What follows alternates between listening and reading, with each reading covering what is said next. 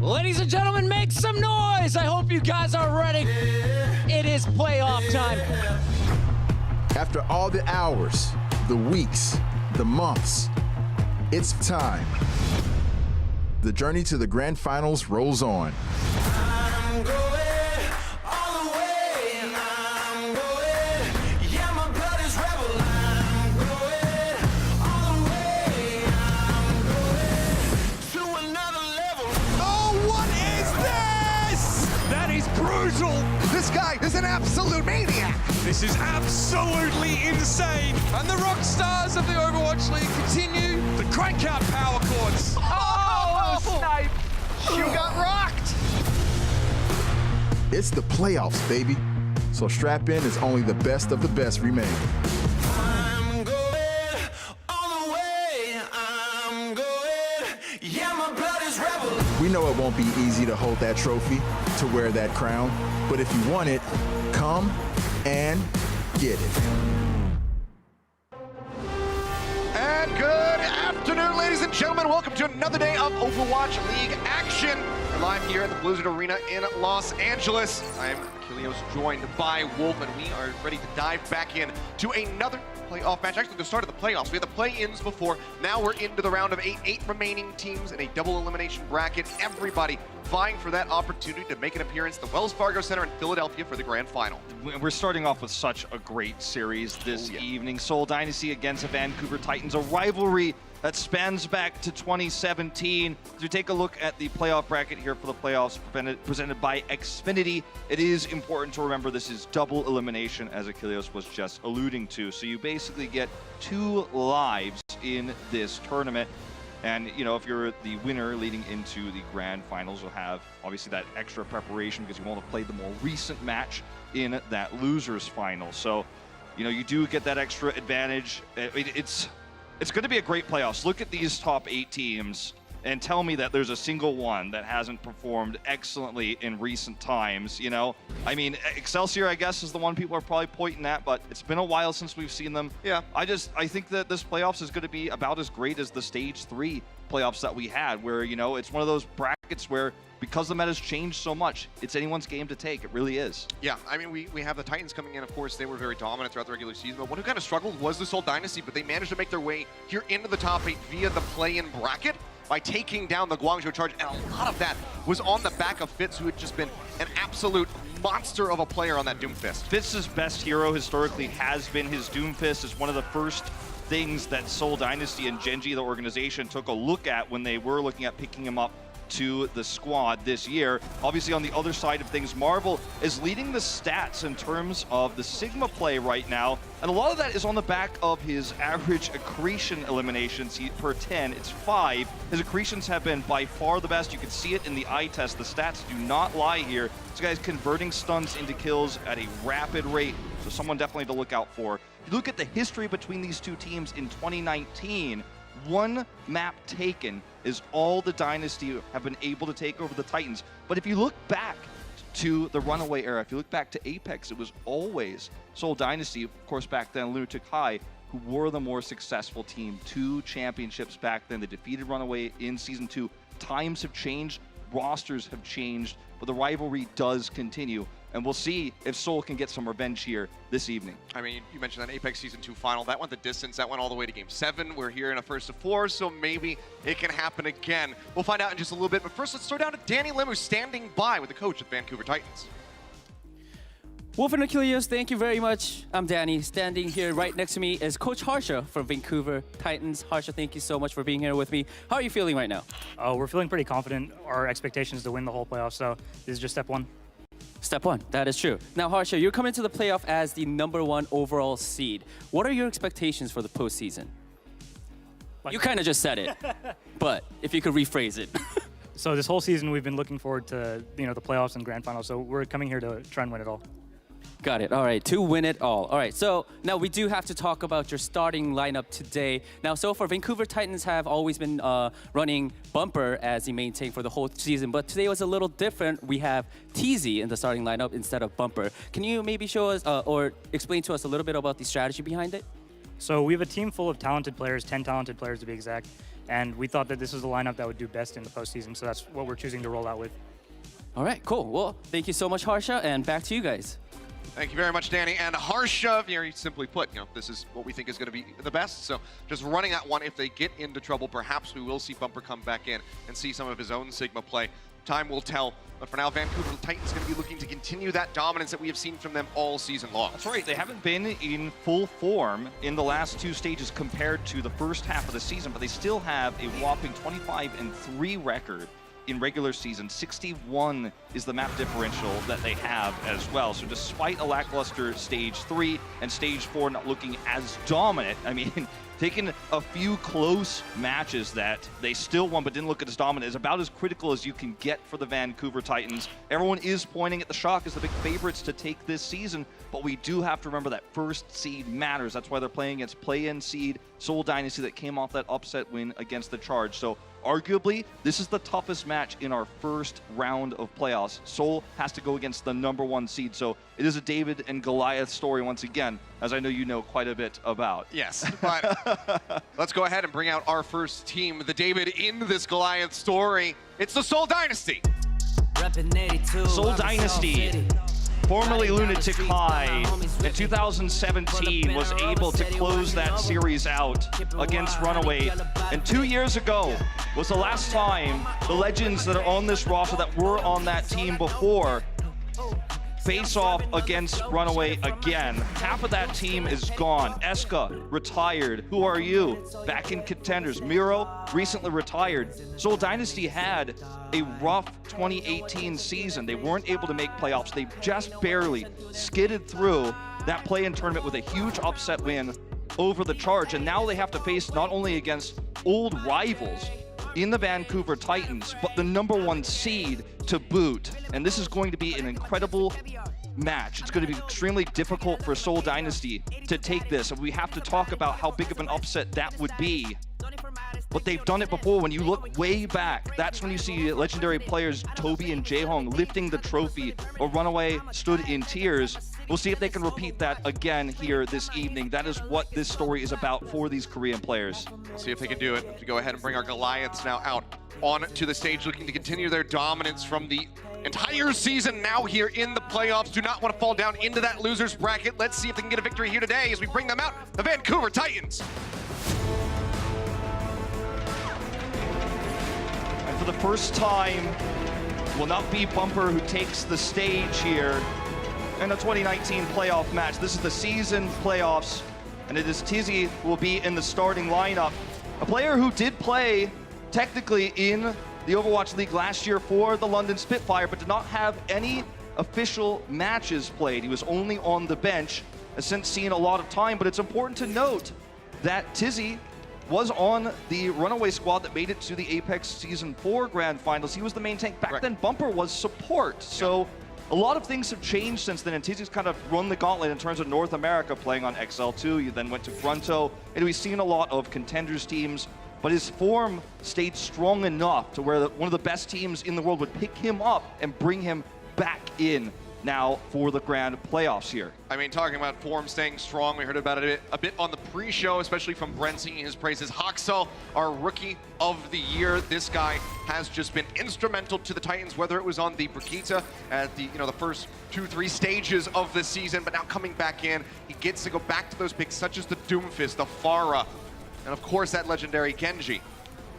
Haksal's Genji has always been a go-to pick for him in Genji metas, and he's one of the oldest Doomfist players when you look at the history of Dive, and he's going up against one of the newer strong ones in Fitz, so it's going to be a great matchup.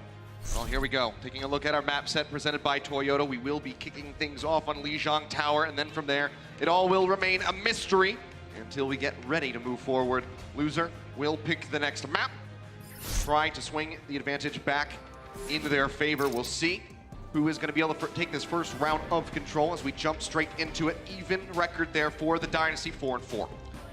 So we saw Bumper, obviously, until recently play the Orisa to limited success compared to, historically his Reinhardt, his Winston. And Tizzy didn't get to play until recently because his visa has just been approved, as we know. So he's playing the Orisa here. It's not going to be the Sigma. That's Jonno. He'll be picking that role up. Ensue sticking with the DPS role here, going to be on the Reaper. But Fitz versus Huxel, this is the Doomfist matchup that will define the beginning of this series. Those opening picks convert teamfight win rate. I mean, it skyrockets when you get them.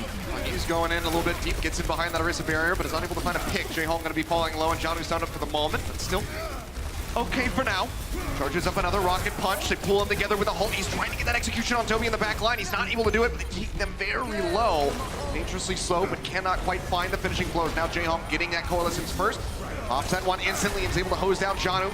Taking him out, the barrier's not enough to save the Sigma. Not going to do anything against his ultimate, but Huxel, he's looking to bring this one back into their favor. Takes down 2. As Fleta will also fall. Twilight with the coalescence of his own finds another kill. And it seems like the Vancouver Titans, despite losing 2 off the start, will be able to turn this around to the back of Huxel's heroics. And you can see how much more damage overall Fitz did in the fight because you can see his ultimate is ready. Huxel only at 30% here, but he got the more impactful kills when it mattered most. Tizzy here, obviously about to have Supercharger. As we head into this next fight, they can use that to kind of play back on the point and get that sound barrier ready.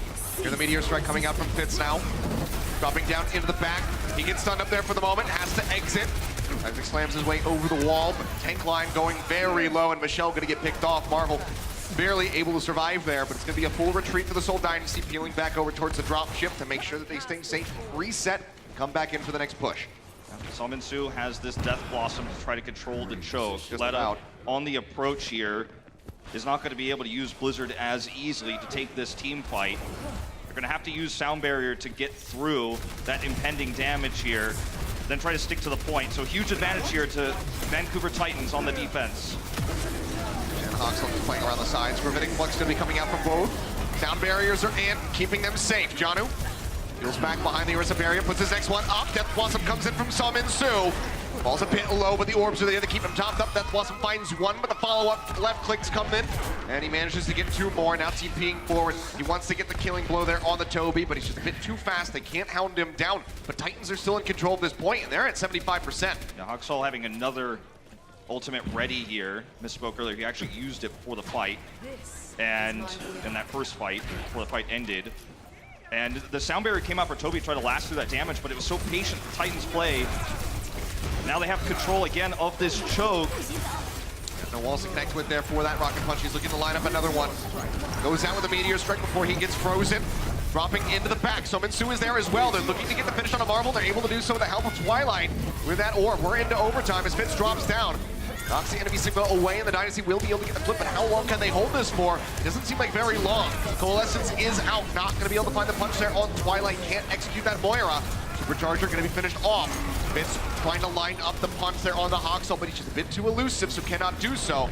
Titans taking their time on the approach here, though, it would seem. Yeah, and they're starting to gain some ground here. Jonno's about to have Gravitic Flux. Look at Ensue on the flank here as well. And he put that one up very rapidly. Michelle's already been taken down. Now J-Hall going to be eliminated. Jonno not going to be able to find too much with that Gravitic Flux as Fleta takes down Tizzy. Fitz goes into the back, finds Slime.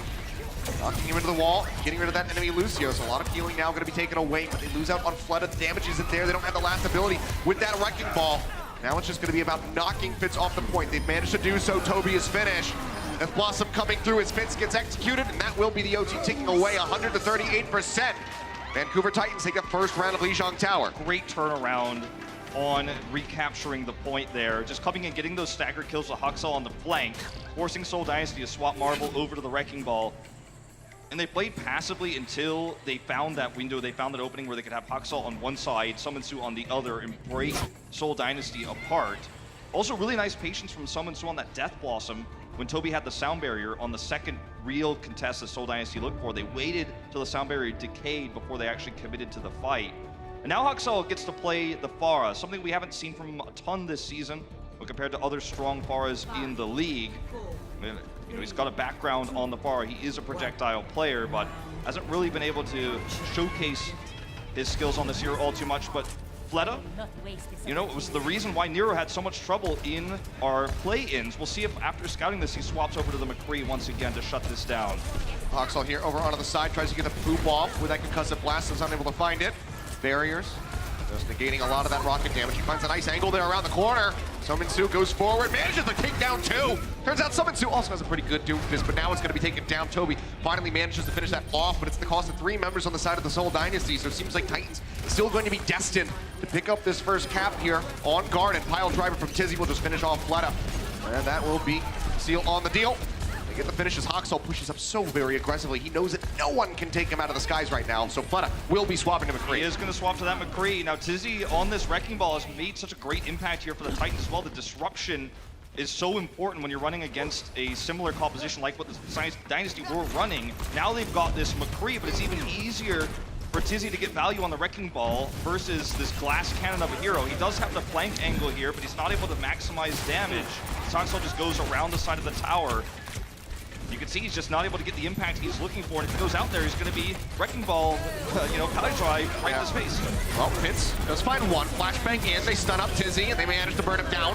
But up on an killing blow, Barrage already going to be used there by Hoxall. Finishes off one. Jonno tries to drag things back into their favor by eliminating Flood up, and Ensue will be taken down. Self-destruct is used, but Jonno will not be allowed to remech, and the self-destruct blast finds nothing. So the flip comes in this time a bit earlier for the Seoul Dynasty. 46% on the board for the Titans. This is actually a really huge flip too, because they did it, as you say earlier, 46%, and they were able to get the barrage out of Hoxall. Got 3 ults out there at the end. Exactly.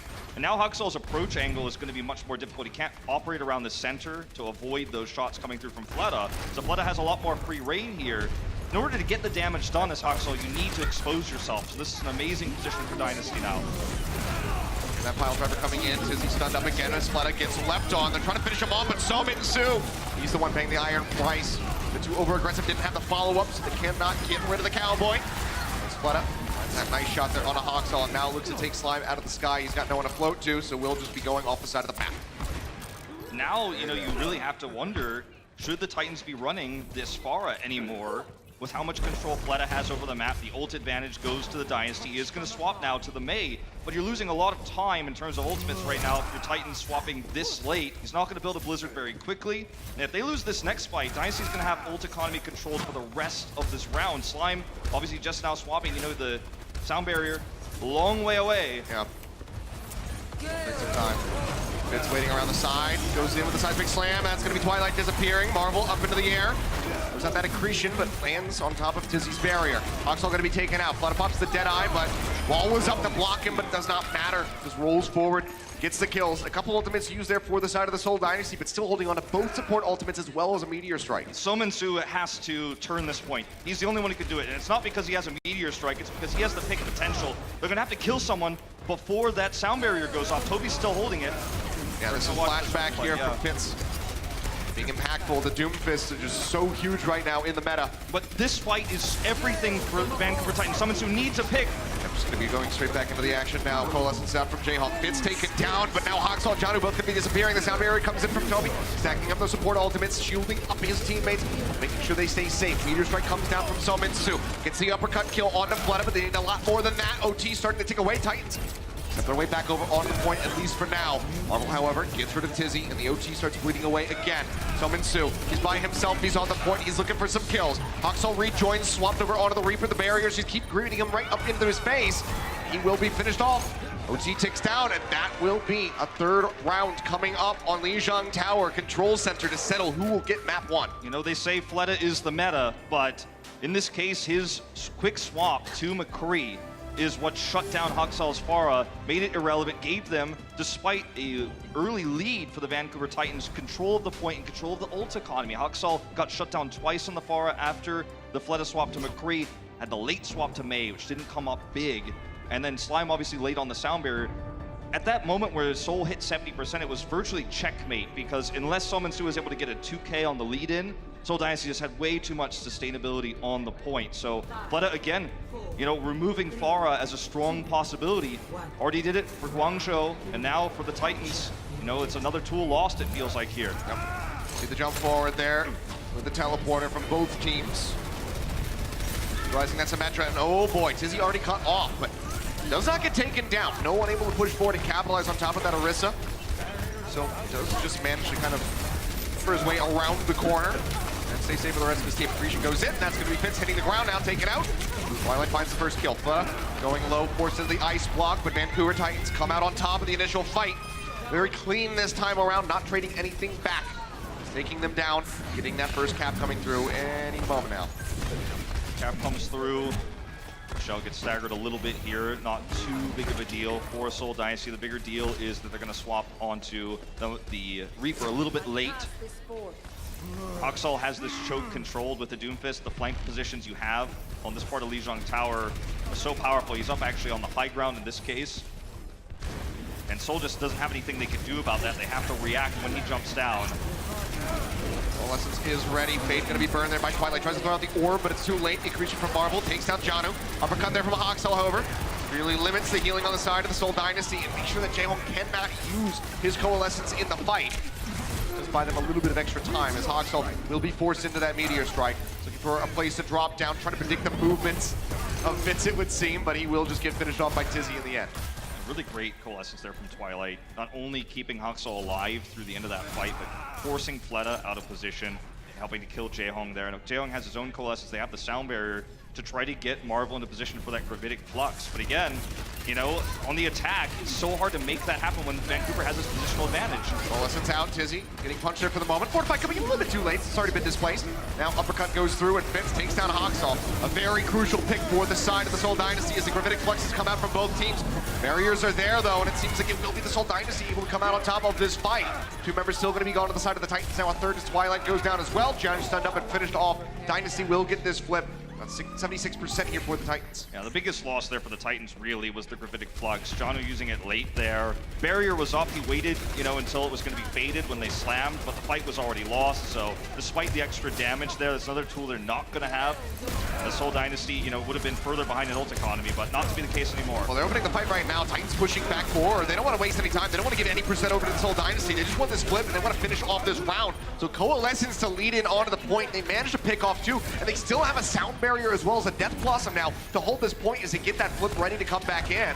Just have to clean up the remaining members here on the point. Toby will be taken down. That'll be the flip back into their favor. And Vancouver Titans very well may be able to close out Lijiang Tower. It's just these first eliminations coming through from Hoxall on the Doomfist that really open things up. You can throw ult economy out of the window. When that happens, you throw positioning out of the window because it becomes a 6v5 fight, sometimes a 6v4 if he's able to get two, which he has multiple times already on this first map. Death Blossom defensively set up here for Summon Ensue. Oh, he's right into the back.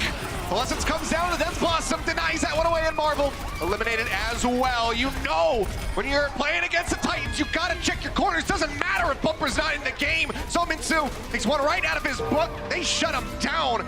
Control center in Lijiang Tower goes away. The Vancouver Titans starting things off here in the round of 8, 1-0. Seoul Dynasty had 3 great rounds overall, however, so this is shaping up, it looks like, to be a great series here. Not a one-sided start. And Seoul Dynasty looking very strong, especially Marvel still on that Sigma. We'll see if that becomes the big comeback factor here for Seoul Dynasty as we move forward. Yeah, Dynasty losing the first map, but definitely not out of it, making things competitive. So Vancouver Titans, let's see if they take a lead, extend that one, or if we get a tied series after the next map. The Overwatch League is powered by Intel. Game, record, stream without compromise on Intel Core i7. And by Omen, the official PC and display of the Overwatch League. The most memorable moment would probably be beating Shock this season. That was like such a good experience. It made me like really happy. That's right, there's a big shatter! Oh, they did it again! It's crazy because we were such a big underdog. The Houston Outlaws defeat the San Francisco Shock. It's my whole team. I'm good friends with like literally everyone on the team. So I was just happy playing against them, and then winning just made it like the best experience ever.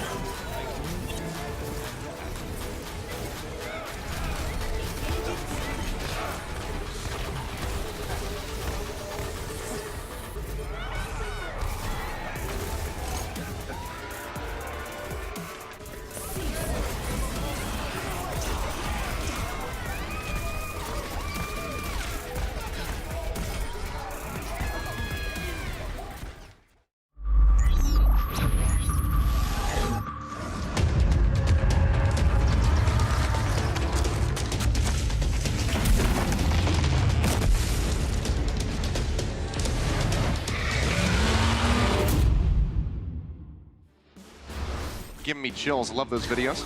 Great little animations coming out for all of our playoff teams. But Vancouver Titans do kick off this series 1-0. 25% of the way there. Yeah. And there will be no substitutions heading into our second map. Tizzy has gelled with this roster already on the Orisa, but I think even more so on the Wrecking Ball when he was starting that. And he's always been an aggressive player, you know, played mostly Winston throughout his career. To see him on the Orisa is a little bit weird to me since I've cast this player for so long, but it's looking good, right? I mean, the Orisa so far has been solid. I feel like where Seoul is really excelling, though, is with Marvel on the Sigma. That's the big win for them thus far. He's been, you know, outputting tons of damage. He's setting up better gravitic fluxes so far than we've seen from Jonno. And I think he's really going to be the X factor into this, along with Fitz and Fleta, to turn this series around. We're headed to Numbani for our second map here. That'll be Seoul Dynasty's map choice. That does worry me a little bit for the side of the Seoul Dynasty. I mean, historically, Numbani been an excellent map for this roster. So we'll see how they fare. Yeah, Here's 6-0 for the Titans just this season, and that's without counting anything in contenders and previously. Yeah, I mean, Numbani has been, for both of these teams, you know, if you look back in time, especially Vancouver Titans in more recent times, as they joined in 2019, the Overwatch League. It's been a great map. It's one that's been played throughout Overwatch history, along with Kings Row. It's one of the more played maps. So basically, the older the players and as far back in time you look, you know, the teams that are older will have a great record on Numbani usually. Seoul Dynasty, though, surprising to see this year, not so much. Surprising to see this defensive setup, though, for the side of the Titans. They're going to be doing the moving castle, it would seem. Have the teleporters there from Hoxel, so can shift the Bastion back and forth. And constantly keep Dynasty guessing as far as which way he's going to be. They already have, I mean, okay, so they're going to be swapping off the Hanzo. I was going to say that's a really good thing to break the Bastion, but when there's a TP, you just move away from the Dragon Strike. Exactly. Also, you can kind of get your way out of Gravitic Flux sometimes with teleporters, depending on the setup. So we are going to see a complete swap of the roster here into Pharah, Genji. Now, Fleta plays both the Pharah and the Genji, but in this composition, it's going to be Fitz who flexes over. It's not really a hero he's been known for. He is a projectile player, but he's played mostly Doomfist in these sorts of compositions, or, you know, himself also the Pharah. Barrier's just going to be going out to deny these rockets away from Fleta. He's going to hover low as Marvel gets set up in the back. This pile driver timing is crucial. If you can knock everyone up, that can be the end of this defense immediately. All it takes is one pick, dash resets for Fitz, and everything falls apart. And you can't knock up the Bastion, so still need people to capitalize. Jump on top of him and finish him off. Deflection in the phase of a Bastion can be absolutely huge. As we see Michelle taking a little bit of damage, Marvel trying to go in, was stunned up there for a moment. Drop down comes in, Jaehong chunked out. Hoxel trying to find that killing blow, is unable to do so. So far, Dynasty unable to make their way over onto the point, really. They tagged it for a moment, but they have to play this one out very patiently. It's very meticulous to try to break this composition. Yeah, Marvel just trying to slide through here, do some extra damage to set up for those dash resets. It's not going to happen on this fight, unfortunately. But they were kind of caught in an awkward position where they needed to reset here, so, you know, you can't really blame Seoul Dynasty for kind of rolling in, grabbing some ult charge, and getting out. Yeah, I mean, they do manage to find one as Twilight gets taken down, but he's going to have the fate. He can join in rather quickly. They're going to commit to the minefield. Yeah, pile driver coming in. Minefield takes out two. Ensue obliterated. His slime got finished off. They managed to find the res to Toby on the Fleta, but he instantly gets taken down by Hoxel. This was not the fight to take for the Seoul Dynasty. Got a little bit trigger happy there with the minefield. They were in position to use it, but they didn't have the follow-up damage ready. Fleta was not back yet. And now this is just going to be more stagger kills, you would think here. It's hard to kill. Oh, no. It's hard to kill a Wrecking Ball, but, you know, the Wrecking Ball's kind of trapped himself here, hasn't he? Yep. In this case, you're not too worried about it. Well, they're on the point right now. Seems like a tick might be gained. So Ensue over onto the side, over by the spawn. Kept alive for the moment. They will be using that Matrix, but instead of a view of the point right now. Nano going to use here on the Fitz. He doesn't have the blade yet. Might need that one. Finally finds it. First swipe takes out Jonno, but now he gets pushed up into the air, dropped back down to the ground. Will be sustained. Michelle going to be knocked out of the mech by that gravitic flux from Jonno, and Ensue taken out by the barrage, but Hoxel swiftly answers back, finds a kill, avenging Fleta, now taking down Fitz. No damage on the side of the Seoul Dynasty remaining, and Marvel with a sliver of HP just trying to roll his way out the back. Everyone's played a solo game like this. I guarantee you, Jaehong's spamming, group up with me, group up with me. Yeah. This was a very staggered fight. They had all the tools, all the ultimates, but then just kept staggering in. And sure, they got a tick and a half here, or tick and 2/3, you could even say. But the Vancouver Titans were already definitely set up to hold this. so many ultimates used. Marvel goes in, pile driver again out. Fitz comes back through with the Doom Fist, gets a nice punch there as the wall comes up from Hawksall. Tizzy gonna be taking a nap for the moment. Turrets out into the back. He gets some hits there on Michelle. Hawksall knocked up into the air, will be eliminated, but Slime finds him as he tries to exit. No way to bring him back into the fight, but Slime picks up another one. Now Flutter gonna be gone. Res comes out from Toby, self-destruct in, gets rid of Jonno. Mortality field, push out of that one, so cannot stay forward onto it. Ensue trying to play forward, trying to stay alive, but will be taken down by the minefield. It seems like the Seoul Dynasty, with 15 seconds remaining, should be able to get this cap. They will get the cap. Time bank here, not the greatest, but one of the cool things about what Seoul was doing, you know, as critical as we are about how they use their ultimates, was they're abusing the fact that Vancouver's composition takes a long time to set up. So if they just constantly throw themselves at it and trade, it's eventually going to be a winning trade for Seoul Dynasty. So Vancouver had to swap, they couldn't keep the Bastion there, their composition wasn't really one that had great synergy at the end of all things. They have a good one now, but you know, they eventually wore them down over time, but it cost them a lot of the time bank. Yeah, had to wait a little bit. Oh man, major seismic slam there from Hawksall. Already at 33%, can hear that nano boost coming through. J-Hawk invests that one as Fitz goes in. Meteor Strike ready, he's looking for a target. Drops down at Twilight, guess Fate wasn't on cooldown, will be eliminated, but they swiftly answer back and manage to punish that Doom Fist. Will be a trade on those two. Still a trade up for the side of the Seoul Dynasty as Ensue's going to be displaced off that high ground and swiftly finished off.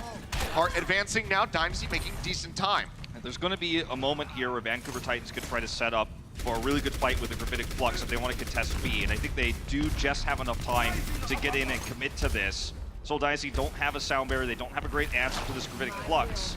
And Twilight's about to have Coalescence, so this should be a winning fight for the Vancouver Titans. Ooh. And that's, well, maybe it won't be a fight at all. From downtown, Jonno and Slime both come up with the hits. J-Hawk eliminated, now Fitz gonna be gone.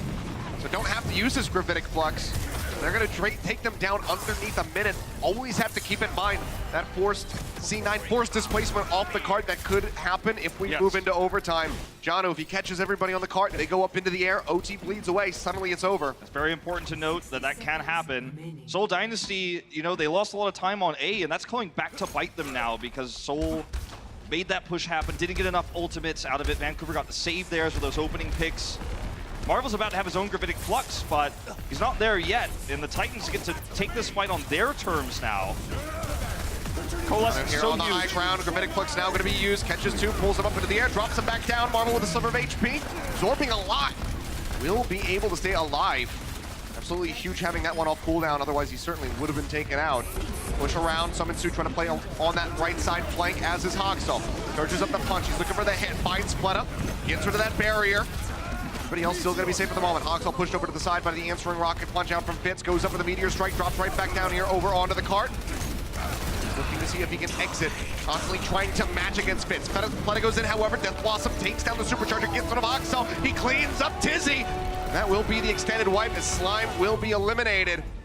In overtime, Seoul Dynasty keep their hopes alive of finishing this map. They move forward into point B, get an extra minute and a half in the time bank. And a lot of that came down to the absorption you were talking about coming through from Marvel when Ensue committed the Death Blossom, and it felt like the Vancouver Titans didn't have perfect synergy with how they wanted to use their ultimates there. Hawksall could have also committed his ultimate to the Flux, but he did not. Sneaky Fitz. This is that rocket punch as a Meteor Strike as an escape, and oh man, the 2-for-1 special!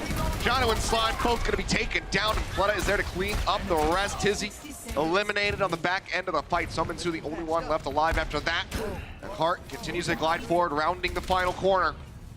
And this is really just gonna have to be on Hawksall coming back through here to stagger, get some shields on this Doomfist and buy time. Tizzy swapping already to the Rhine. Coalescence is out. He can push them back, try to ensure that this finish comes in overtime. He's looking to hold on here. 30 seconds remaining. Cart starting to roll back now. Seoul wants to operate around Gravitic Flux. That's why Marvel's flanking right now. He's trying to get the final 10% of this charge right now. That's all they're going to have with the Coalescence for this next fight. 20 seconds to go. One chance to complete this map. Coalescence is out. Hawksall looking for the kill. The Accretion goes in. Now the Flux coming through. Barbar's caught up into the air. And they're pulled away. No one can tag the cart. So Seoul Dynasty are able to make their way through to the end of Nimbani. Nicely done.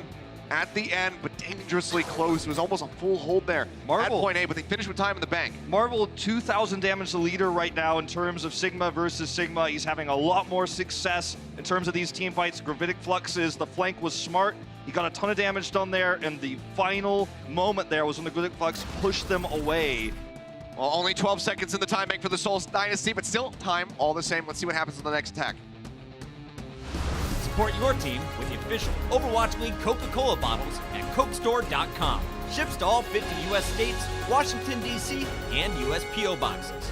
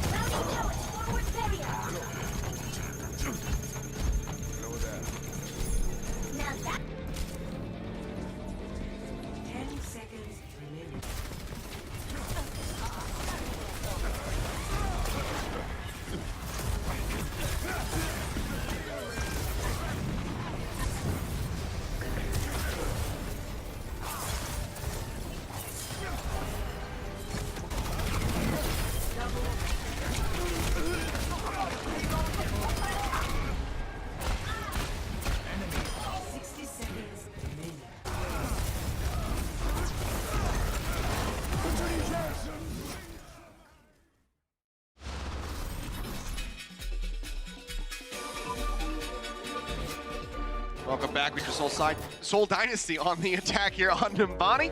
They managed to make it to the end, but with only 12 seconds remaining.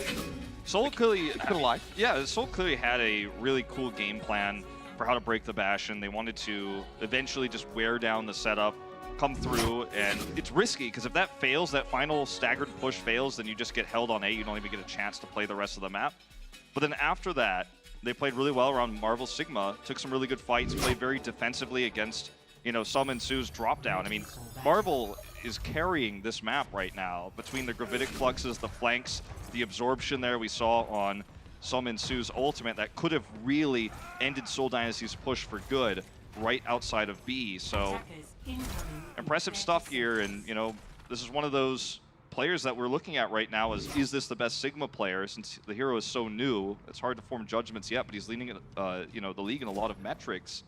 Sure, it was a one-sided upset win for Seoul over Charge, but yeah, this is a big stat that just popped up down here. Huxell never lost on Numbani since he was 17, so 2 years ago. It's been a long time. Absolutely insane. Like I said, coming into this, had some concerns for Seoul Dynasty, but they already made it to the end with time in the bank, so now we're just going to be focusing on denying a finish for the side of the Vancouver Titans. They're going to be running this attack Bastion here. They're going to try to surprise Seoul and burst them down. This has been used on Numbani by Korean teams for a long time. MVP Space, most famous for this. Yaki and One Fact playing the hero back in the day. Let's see, pushing forward. They got the double barrier set up. Punch coming in, but Immortality Field is there to keep him safe. Michelle going to have to drop down, but he won't be given the opportunity. Let's get finished off. So Ensue just hunts for his next target. And this is really hard to break once you get up here and you have the barriers in place to block the Bastion. Ooh, nice concussive blast there from Huxell. Incredible. I mean, if that did not go through, he would have been a dead man. Now, Fleta getting jumped on, manages to find the killing blow, and Slime going to be finished off as well. Jonno will be able to get Fleta, but now Jonno going to be taken down by Fitz. So despite the Bastion setup coming in, Dynasty are just playing so well around the sight lines, playing on the low ground where they cannot get melted by this Bastion. They stay safe and they maintain control at this point. Yeah, it may be time to consider a full revamp of the composition for the Vancouver Titans here. Ensue's still playing forward. They're just trying to get the Bastion up onto this high ground where he has two barriers to protect him. But, I mean, look at the setup here. Fitz is just waiting for that moment. And for Seoul, they're saying, well, if you're not going to approach, then the time is just burning. off the clock right now. They do get into position, and we do see Fitz coming from behind. He's very far away from the rest of the squad now. This is where it gets really dangerous when Bastion's up on this corner. Yeah, this is the position that they wanted the first time around. Still, again, needs targets. They need bodies on the point. There's the Fitz flank. Yeah, comes in. Manages to escape successfully. Rockets coming through, however. Oh, 30 HP. Will be able to stay alive. They have now forced the Ana and McCree back around the other side of the point. Fitz goes in. Barrage comes down from Hawksaw, and Marvel's going to disappear. Deadeye going to be used by Fleta. He's around the side, playing up the street, but doesn't manage to find any kills. Sleep shot, however, from J-Hong takes down some Ensue, but they can't kill him off yet. That immortality field kept him alive for a little bit longer, but it's an absolute brawl on the point right now with Ensue trying to stay alive, but his self-healing is not enough. Toby finds the kill, and Fitz is just wreaking havoc with his Doomfist. Jonno not going to stand a chance. Incredible delays from Toby to try to keep this point alive. They only lose 62% of it. This is huge. Not even 2 ticks. We're down to a minute and a half remaining. Soul gets to keep the sound barrier of Vancouver, swapping composition. It's too late. The sleep dart was huge. They didn't get to use configuration tank when they were in perfect position to do so. Jaehong comes up with another massive sleep dart here, puts him into the dark. And I mean, Vancouver Titans are trying to figure out, you know, basically we've got one more shot at this. What comp are we going to use? They settle on Huxall's Pharah here because they know Fleta has swapped off the McCree. Well, they've got one chance. And really only the Gravitic Flux here, which can be countered by sound barrier. Someone needs to touch the point, though. Gravitic Flux going to be used there into the high ground. The sound barrier comes through from Toby, manages to catch Street, trying to keep him alive. But Jonno, with that Accretion, manages to find one. Answering Gravitic Flux from Marvel, finds one. Now Twilight taken down. Marvel finds the third with the Accretion. Will be cut down. Tizzy manages to find the kill, but now Hawksaw going to be finished off by Fitz, and Tizzy is left alone on the point. He's getting pocketed back up as slowly as they possibly can. Slime tries to keep him alive, and then pistols down Michelle. Tries to get the rest, but Toby comes in, knocks him away with the boom, and Slime cannot make it out with his life. This is so huge. The boom god strikes back. Toby stops the res, and that is massive. Not only did they get the stagger on Slime, but the res is now on cooldown for this next attack. That means if Huxall gets picked by Fleta, who's rushed back to the point with Soldier 76, he's not going to be able to be rezzed. Tizzy can't be rezzed either. Massive advantages here to Seoul Dynasty, and what will be very likely an ultless fight. So near OT finish from the side of the Seoul Dynasty here on point A. They draw them off that high ground. Fleta trying to stay alive. Drops that biotic field to get healed up. Huxall already going to be gone. Michelle manages to find the kill, and Jonno's down to half in that mech. Ensue falling low, but gets rid of Marvel. Meteor strike into the back, and Slime! He disappears. Looks for the uppercut. Fitz with his limited HP will be taken down. They manage to find the kill. There's Twilight. Now Michelle eliminated. Pull them together. They find the final blows. That is a team wipe. That is the Vancouver Titans getting point A here. In overtime, they will bump up to 2.5 minutes. But oh man, was it close. That was a great Noombani A. Definitely going to be one that we're talking about for a long time. Whew. Huxall back on the far, of course. A few swaps around the board here for Vancouver Titans after they attempted the Bastion push. Fleta's matching with the McCree. Yeah, Fleta is going to look for the answer here. And Huxall expects, this is kind of mind games you see here where you're watching the rock, paper, scissors battle in the UI, the top and left and right of your screen. Fitz going in early, doesn't hit the rocket punch here. Oh, Huxall going in deep. Will be kept alive as some Ensue as well, trying to hound them down in the back lines. Has that Wraith walk, will get topped up, just dodging around the cart, making sure that he's not going to get hosed down by that Coalescence. So will remain safe. Lost him out into the back, and oh man, shut down instantly. Fitz was ready for it. Rocket punch comes in. Good night. And follows up. Now Slime going to be eliminated as well. Jump into the back, looks for the uppercut kill. We'll be able to find Twilight in the end. Fitz is an absolute monster of a Doomfist right now. Huxall trying to match. Fairly. A bit. I thought he was going to go off the side of the map in a second. I mean, it was a fairly telegraphed Death Blossom, right? I mean, immediately Fitz has the answer. I believe Fleta even got the flashbang stun on him as well. Yeah, immediately. Instantly. Booped him away. Toby booped him away. Yeah. The punch comes in. And when you're just going to teleport in the middle of a fight like that, you're going to get punished. Seoul Dynasty was absolutely ready. Now they have a massive ult lead here. This is going to be a rough push for the Vancouver Titans. Fitz is waiting around the back. Gravitic Flux comes in, Coalescence out from Twilight, but he doesn't get to use much of it. Instantly gets taken down. It's going to be stunned up there for the moment, but still goes in aggressively, pops that Meteor Strike to say safe, drops down, gets that passive shielding through. And they will hold them here for now. Vancouver Titans, 40 seconds remaining on the clock. They have the Gravitic Flux. They nearly have a supercharger. Yeah, and I mean, but look at Dynasty. Dynasty has a massive ult lead here. Fleta, kind of, if he's ready for it, Deadeye, Jonno, when he's in animation for Gravitic Flux, they can also sound barrier it. Toby can use that even while he's caught, if he's caught, which is very unlikely. They've got all the answers here. Vancouver Titans need a miracle fight here, down on ultimates, and Jonno's gonna have to start it off. Barrier comes up. He sees Fleta up there. They have a decent idea that he's ready. Instead, he's going to be popping the Cowboy up into the air with the Gravitic Flux, but Marvel just snipes him out of the sky. Absolutely huge. Now Fleta still just able to sit back, has that added damage from the supercharger. Nearly gets pulled off the high ground, but has a great angle. The shield's not enough. Overtime going to be forced out here. They do manage to find that one, but the flashbang goes in. Hawksall goes down. Coalescence now out from Twilight, desperately trying to keep his team alive, but Slime is going to be eliminated. Tizzy swaps over onto the Reinhardt, trying to get back to the point in time, as is Jonno with a Wrecking Ball. Twilight buying a little bit, as much as he possibly can, but Jonno's going to be finished off. And that should be it. OT going to start bleeding away. They cannot make their way to the point. Seoul Dynasty hold Vancouver Titans in front of point B, give Hawksall his first loss on Mbani in nearly 2 years, and now tie the series up 1-1. Seoul Dynasty showing all their strengths here. They prepared so well for this meta.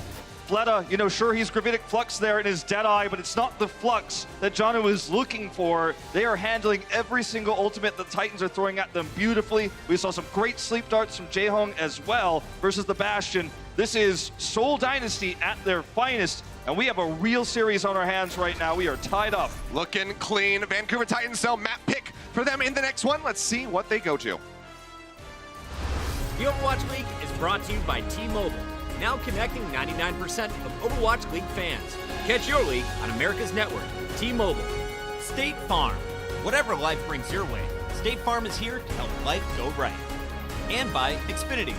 Xfinity X5 gives you the speed you need to game like a pro.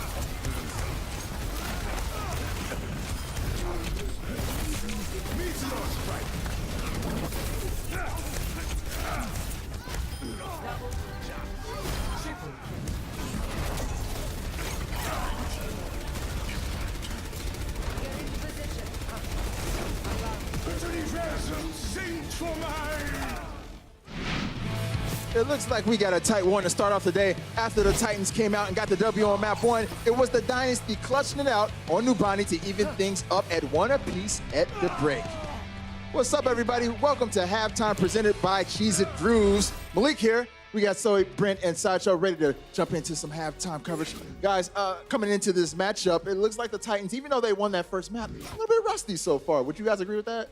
It's more or less actually Seoul, I think, stepping up as individuals. Okay. And really, this is what we needed to see from Seoul. We weren't really sure how they were going to perform as they went later into the playoffs, we didn't really know if they were going to be able to keep up this high octane performance they did against Guangzhou Charge earlier. But we've got a series in our hand. It's been amazing. Indeed. Well, let's go ahead and jump straight into the highlights, starting off with Lijiang Tower. The Vancouver Titans, they came out, and I'm looking at this matchup like, okay, we're going to have a 4-0. This is going to be a roll, you know, off the top, but not so much. No, and something that we were so excited to watch was this Doomfist battle, because Haxel, he's always phenomenal, but Ensue actually played a bunch of it over on the second round, and Fitz has been one of the best Doomfists that we've seen in this current meta, though not normally someone you'd associate with the hero. Yeah. I also really like the Seoul Dynasty's reactionary play there, putting Fled on the McCree, really having an impact on that second round. Unfortunately, they couldn't close it out on that third. However, on the second, it was pretty much him kind of carrying the momentum for the Seoul Dynasty.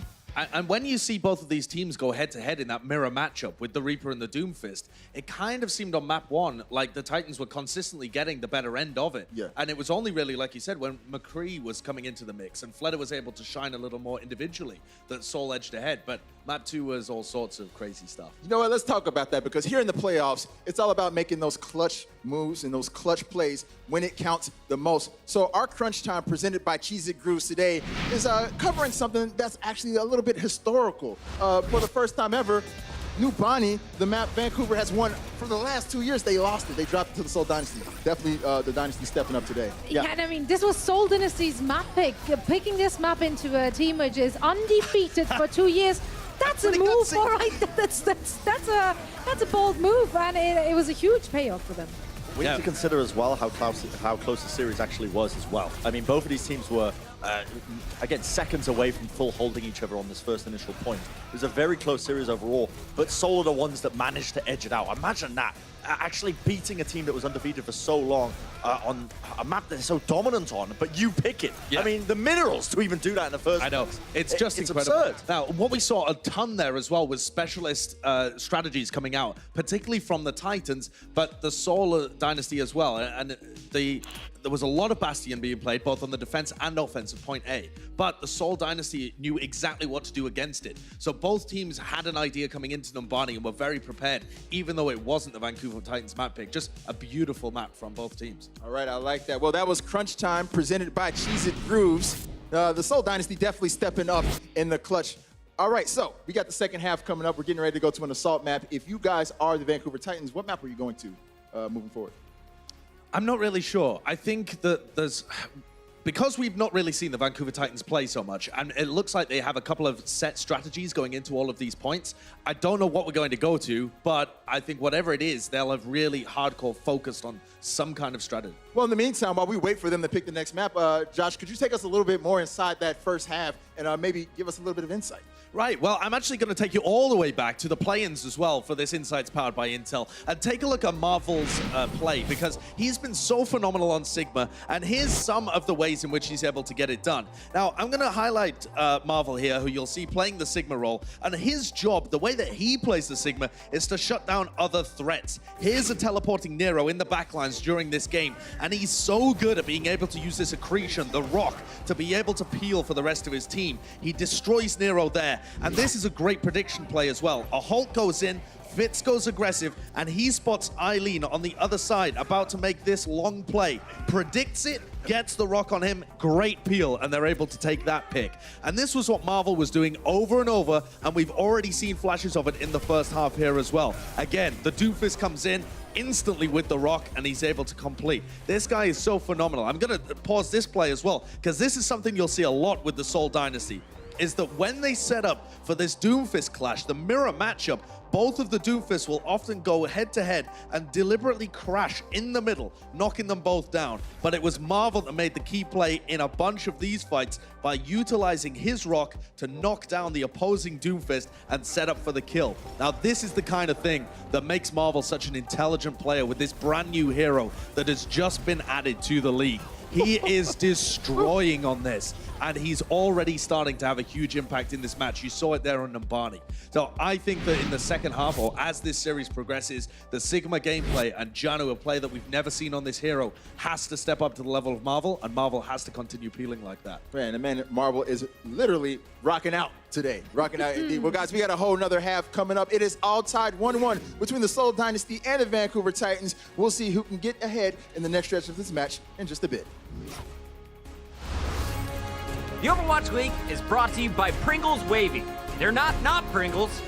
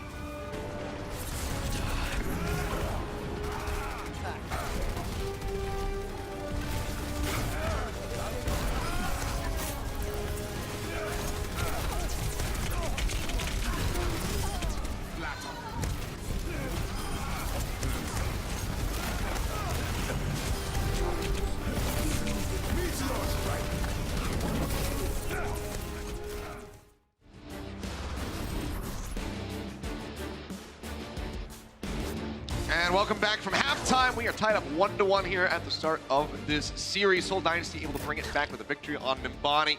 As we mentioned, as they covered during the halftime there, first time that Haksal and a lot of the other members on the side of the Vancouver Titans have lost on that map in nearly 2 years. So major victory there for the Seoul Dynasty, keeping their foot in the door for this series. They came up with a really nice strategy there on the defense. They had a really good play against the Bastion strategy that Vancouver was running. So really impressive stuff. Really nice flexibility coming through from Dynasty. But the real story here is the Sigma story, Achilleos. As we take a look at where these two players stack up in this matchup right now, Marvel is setting up a lot of really big moments. The Gravitic Flux and the Accretion kills are the two that you really hone in on in this match. The final blows as well showcases just how many impactful left-click kills he's getting there oftentimes, whereas Jonno, even though he did more damage, it wasn't as impactful. And he's doing it with 38 fewer seconds played on that hero as well. So Marvel putting up the numbers with less time invested. Obviously, still very close there between the two, but this guy is gotta be, the front runner right now for best Sigma that we have in the lead. Obviously we're still waiting to see a lot of other teams that have not played yet in the, that weren't in the play-in tournament, but this guy right now has just been crushing. We saw Gesture at the start. He was the first main tank to bring out Sigma. We're like, oh yeah, Gesture looks really, really good. Now we look at Marvel, we're like, oh, no. Actually, the bar is being set way up here now. Sure. As we head into Horizon, we will see what the Titans are going to bring to the table here. There's no substitutions. No substitutions, and we do have to ask questions about that right now. The tank line of the Seoul Dynasty looks like they have a lot better synergy set here than Tizzy and Jonno do as a squad, especially if you look at the halts into fluxes that we're seeing from Michelle and Marvel. It's not to say that Tizzy looks a little bit weak in this moment, but again, it's not a hero that you think of when you think of Tizzy when you're looking at the Orisa. You think about the Winston first of all, and then obviously Wrecking Ball in more recent times. And a more passive hero like Orisa hasn't really been how he's built his career. Now, he looks fine, but fine isn't always good enough when you're facing off against particularly Marvel right now, with Michelle setting up some of these plays. We'll have to see what happens with Shock to see if Marvel is in fact the best Sigma, but from what we've seen so far and the numbers we have, as you mentioned, he is the front runner. Yep. And you know, we don't know where Bumper's at, where his Sigma's at, if he's played it at all. His Orisa's been pretty lackluster, so you know, we may never find out, but it could come back to bite the Titans here in this playoff series, the first one here that we've got. Yep, seems like it might just be a lower push for the Titans, wrapping their way around down below. Slime, first one over to the point. Jonno does get stunned up there for the moment. Hoxel trying to find an execution, but can't quite nail it. They're on the point though, one tick nearly grabbed. It's a nice hit there onto Marvel. He's gonna be absorbing a bit, trying to keep himself safe. Does stay alive. Push back there onto Michelle. They're keeping the Dynasty gated off the point for now. And now the punch goes in. Fitz goes low, but Ensue gonna be taken down, and Plata manages to find Hoxel, so no damage dealers left to the side of the Titans, as Jonno will as well get cleaned up. So one tick gonna be snatched by the Titans, but they will be held off and will have to reset. Look at the difference between the damage to Jonno and Marvel. I can tell you right now, Marvel has 1,600 to Jonno's 400. You can see it in the ult charge. Not to mention that Twilight committed Coalescence to that fight, so that's going to be another tool they're missing when Jaehyung's going to have his. And just in all metrics right now, Seoul Dynasty has the advantage. It's a high ground defensive, you know, setup here, so it makes sense, but things are looking like they may go from bad to worse here for the Titans if this push doesn't find something. Hoxel, one of the players who could set up that opening pick. For the punch, will get moved back. Meteor Strike's ready to go, and everyone's just kind of bottled up on the stairwell. Drops down, and Fitz finds a triple kill. Oh boy, knocks him out of the park. Jonno, Slime, and Tizzy, all gonna be gone. The perfect setup was there. They capitalize. Dynasty, go again. It's all the, you know, the new members of Seoul Dynasty who are really shining here. You know, Fitz, Marvel, and Michelle. You know, look at the Lunatic High players, Jaehyung and Toby, they're keeping them healed up, but it's fighting in these choke points, finding value out of these ultimates. You know, Fitz is one of the best Doomfist players in Korea, of the new era of Korean players, and he finally gets to play it in a meta that suits him, and obviously he's going to look good when that happens, especially in choke points. Now they have Gravitic Flux to use on that same choke. Jonno's only just over halfway there. They have the back cap coming through from Ensue. Second tick will be snatched. Gravitic Flux is ready. Catches Jonno alone. Marvel pushes right up into his face, has that high ground approach, just one more melee, and he does take him down. The rest of the Titans falling in the meantime. Didn't even need the focus from Marvel. This is a gamble the Titans are taking where they're saying we're going to trade any ult we can get from Seoul Dynasty here for our big 6 ultimate push. The problem is that Jonno was knocked out of the fight early. He still doesn't have Gravitic Flux. He may not get it on this final push because remember there's a 12% nerf to ult charge build, and that comes with Sigma here on this patch. So getting that last 20%, especially when you're shooting up against all these barriers, is not easy to do. They're gonna have to probably use Sound Barrier early in this fight, which means Toby could trade up and use it second. Jump into the back, Hoxel looking for a kill. Jaehyung gonna be run down as that Coalescence comes through, but Marvel with the Accretion manages to find something soon. Now Tizzy gonna be eliminated. The Sound Barrier comes in a bit too late. Jonno uses that Gravitic Flux, but doesn't find any kills. The Meteor Strike only gets one. Twilight finds another on Michelle, but it's still gonna be the cleanup there from the Seoul Dynasty. And a They hold them off win. again. Scrappy fight win, but all the ultimates are gone. Everything is reset. Ensue was stunned by the Accretion early and killed by Marvel. Once again, he's going to push through. He finally does have that Death Blossom. And he's going to have to teleport to use it. You have to think he's going to have to Wraith Walk to the back if he doesn't. And we've seen so many shutdowns by Marvel on this ultimate. But one chance of this one shot. Vancouver Titans in serious trouble. Backcapping again. They're getting 3% here from Ensue. They get up to 81.8%. Barrier going to be broken down. Michelle going to be left vulnerable, but Ensue already uses the Wraith Walk. Tries to use that Death Blossom. Gets stunned up. He doesn't find any kills. Hoxel only finds Toby, but it's at the cost of now 3. Marvel going to be taken down, but Ensue's got no HP. He's going to be killed off in the back line, and that is a wipe. That's it. 81.8%.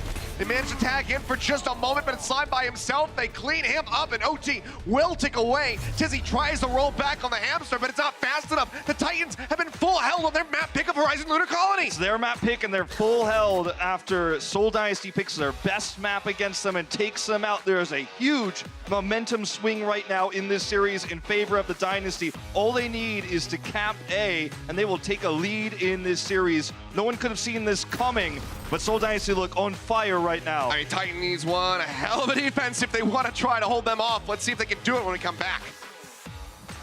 Support your team with the official Overwatch League Coca-Cola bottles at CokeStore.com. Ships to all 50 U.S. states, Washington, D.C., and U.S. P.O. boxes.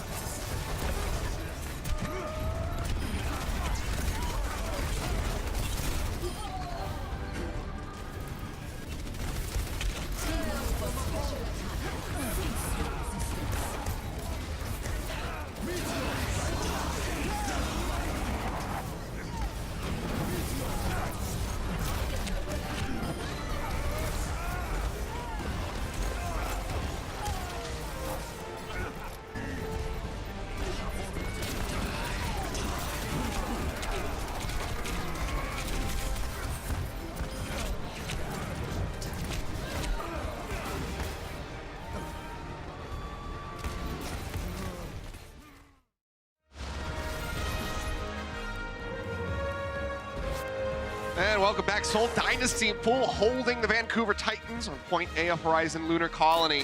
They push their way up to 81.8%, but they cannot finish the point.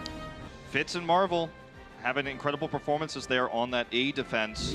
The triple kill set up by Michelle's Halt. You have Marvel just overpowering the Titans, shutting down some Ensue, along with everybody else, with another Accretion to stun him out. And Seoul Dynasty just look like they have prepared more than any other team we've seen so far for this meta.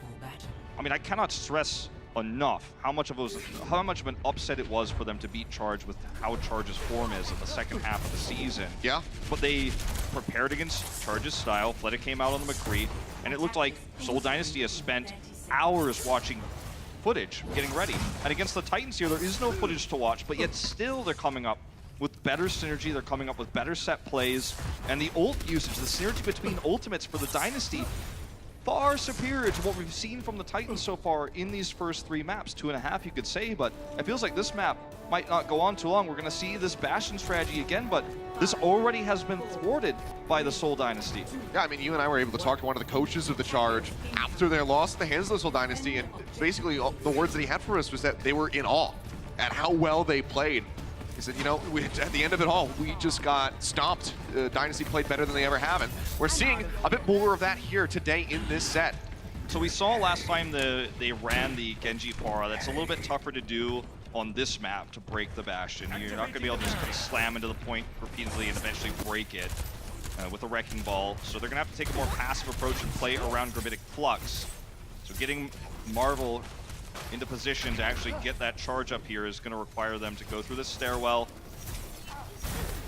Yep, wall's going to be coming up, cuts off several members on the side of the Titans, so they have to boost their way over the top. Immortality Field comes in, and Ensue and Jonno both be frozen, but as they thaw, Ensue will be able to find 3.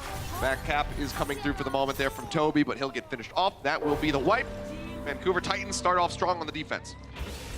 Vancouver Titans, very known for long holds on this map in particular. Over 5-minute hold against Element Mystic just before the Overwatch League. I mean, it's certainly winnable for them, and they have a good composition here. And Marvel only built 60% of his ultimate, and that's really the best tool you've got to break this. You can use Coalescence to try to get a single pick here, and it does build quickly, so I think they will commit that to this fight. It's also going to give Marvel a chance to really get in there and hit those left clicks. But time is running out. I mean, you really want something out of this push if you can get it. Well, Michelle takes a lot of damage, so the Healing Orb comes out. Not the greatest wall here, actually. Everybody walks away. Yeah, they're just going to be rerouting around the side. Now the Coalescence comes down. Got them all caught up in a channel, and so Ensue's the first one to be eliminated. Now Jonno going to be gone. And this might be it. That's all it takes. Everything unraveling for the Titans here on this defense. The near wipe as Twilight barely survives for a little bit longer using that passive healing from the Coalescence, but they will clean them up. They will take the point. And that will be Seoul Dynasty taking a lead 2-1 in this set. What a great turnaround here for Seoul Dynasty in this series. The wall there from Haksal didn't catch anyone. They needed that to be effective. There was no way to mitigate that coalescence damage coming through afterwards. Some Ensue dies and the defense dies with it. Seoul Dynasty look like they might turn this series into a one-sided affair after Lijiang with their form right now. Well, map pick again for the Vancouver Titans as we get ready to move forward. Let's see where they go and whether or not we can get tied up again after that map. The Overwatch League is powered by Intel. Game, record, stream without compromise on Intel Core i7. Omen, the official PC and display of the Overwatch League. And by Zip Chair Gaming, the official chair supplier of the Overwatch League.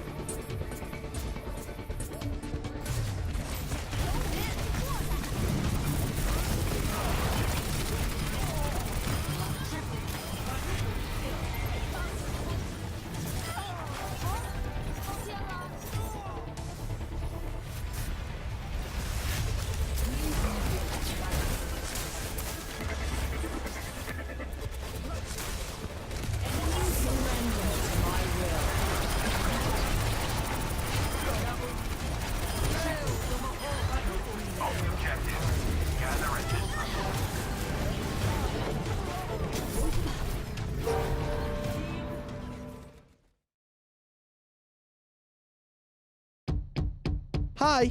Players. Where do they come from? Orlando? Orlando, Lando. A land down under. That's what they're coming from. Orlando, Lando. A land down under. We come from Orlando, Lando. But why would anyone say that? Just applying a bit of common sense would be like, what's he singing to a man called Lando? Was with Carpet and EQO popping off hard. It's like, where's his head coming from? It's a mirror. They're still playing Meeper? The Meeper Ray. Yeah.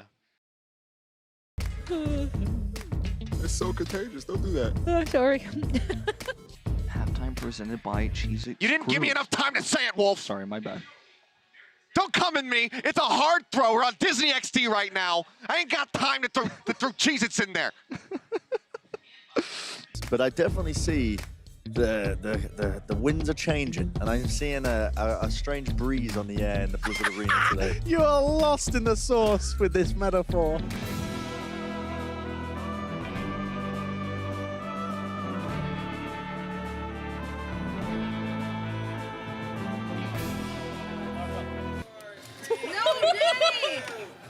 Danny, that's littering. That was chaos. Quack.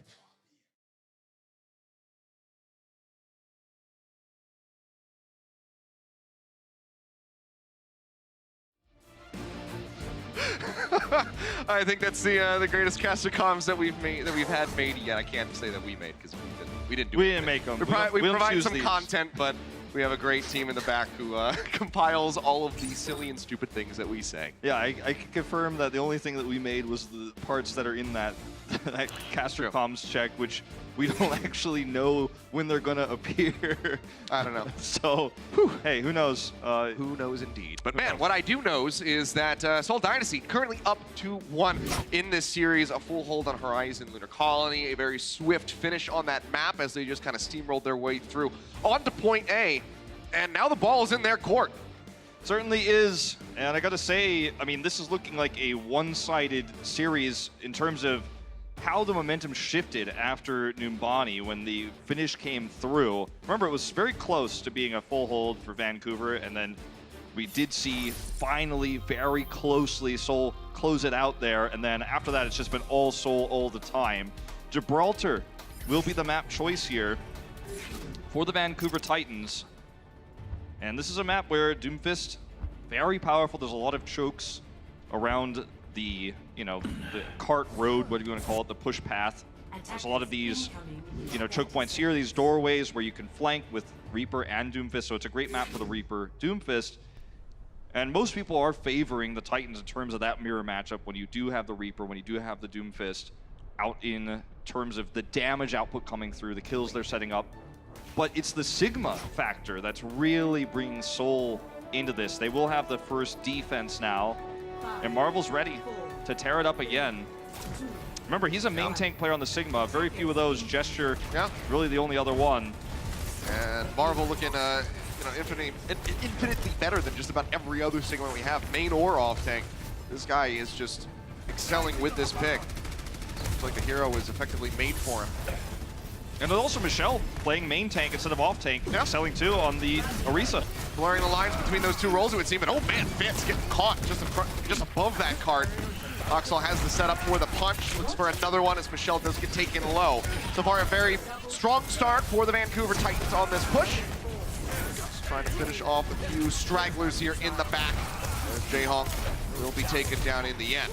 Marvel's just trying to let everyone know, by the way, I will have Gravitic Flux for the second team fight.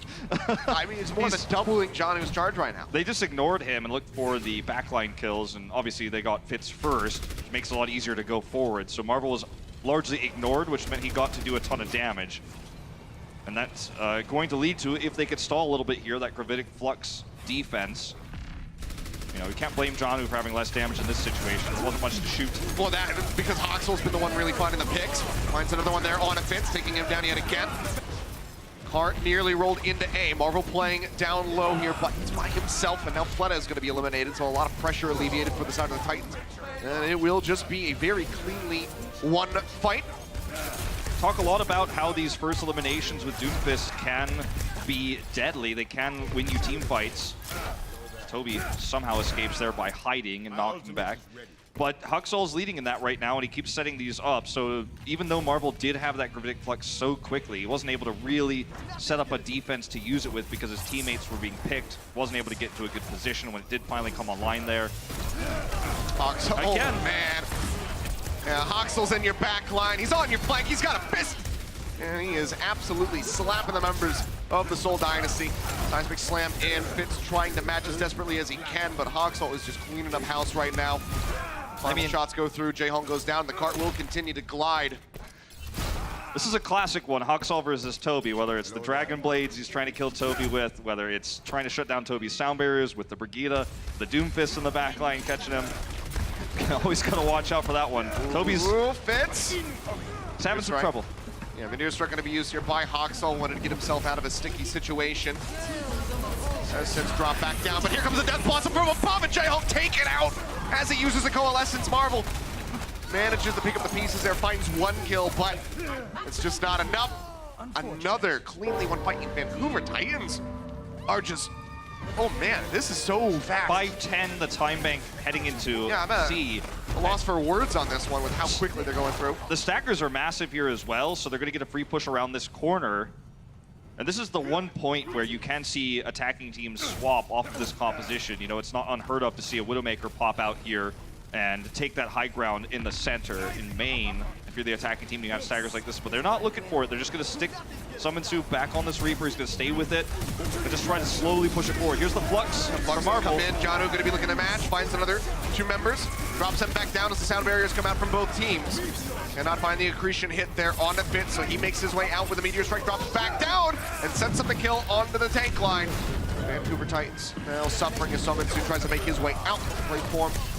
Going down, he will get finished off. Nice punch there from Fitz and get an extra little bit of stagger onto Hawksall, and seems like he's going to be wrapping around the back, trying to go for a flank of his own. Certainly a great halt again for Michelle to kind of lead this all off, setting up that Meteor Strike. He and Flutta are both in the back right now. Death Blossom's available. Yep, look at this flank. He's TPing in. He's looking for it. Death Blossom goes through. Can't quite find the kills. Forces out the Meteor Strike, so Hawksall can escape. He'll drop back down, instantly get stunned by the Accretion, but they haven't finished him off yet. The Coalescence out from Twilight, dueling with Jayhong. Both of these Moiras able to keep their teammates alive, but Twilight will fall in the end. Flux going out, Hawksall manages to find one, trying to get back onto Fletta. Jayhong just spamming out with a left click, still got plenty of juice here for the Moira. Getting those right clicks in, weaving them through to make sure they can constantly heal his teammates, but he can't do that when Hawksall comes up with another rocket punch, takes him down. Another hit here. Michelle popped up into the air. The Fortify not enough to help keep him alive. Will be taken out. Marvel a little bit of time off that clock, nearly 2 minutes, but now we're pushing forward to the finish. Marvel's really going to struggle to get a good Gravitic Flux off here. He doesn't have it yet. Toby's probably going to have to sound barrier first, and look at the setup here for Ensue on the flank. Yeah, he's right outside. Death Blossom goes through, and it is just a slaughter. Ensue comes up with a triple, the supercharger to boot. Gravitic Flux used there on the cart, forcing them back. Meteor Strike out from Fitz, but he'll be knocked away, and it's just 2.5 meters left to go. They get the kill onto the enemy Doom. Okay, Jayhong's back. Forward here. Jayhong does come in, but he disappears just as quickly as he arrived. Hawksall finishes him off again. Flux comes through, manages to find Hawksall up into the air. He hits the ground, but is kept alive by the Coalescence. They clean up Michelle as he goes down with the pile driver.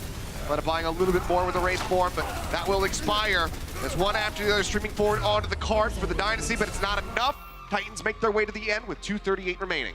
A decent stall there for Seoul Dynasty, but they had lost too many members right before that critical finish on the map, so could only really stagger through, despite the really big Gravitic Flux coming through there for Marvel at the end, which hit a lot of members. There wasn't any follow-up damage. They were easily able to heal through it.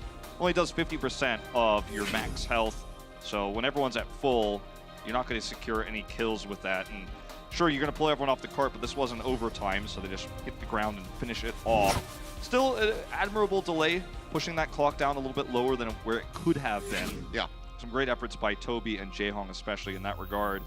But now you're starting to feel like if you're Dynasty, that this is going to be a tough time to beat, and it was the start that really gave them so much trouble. Hawksall getting those opening kills. They're going to have to repeat that with Fitz having, you know, positional disadvantage. Remember, Hawksall had that as well. He was coming in as the attacking Doomfist.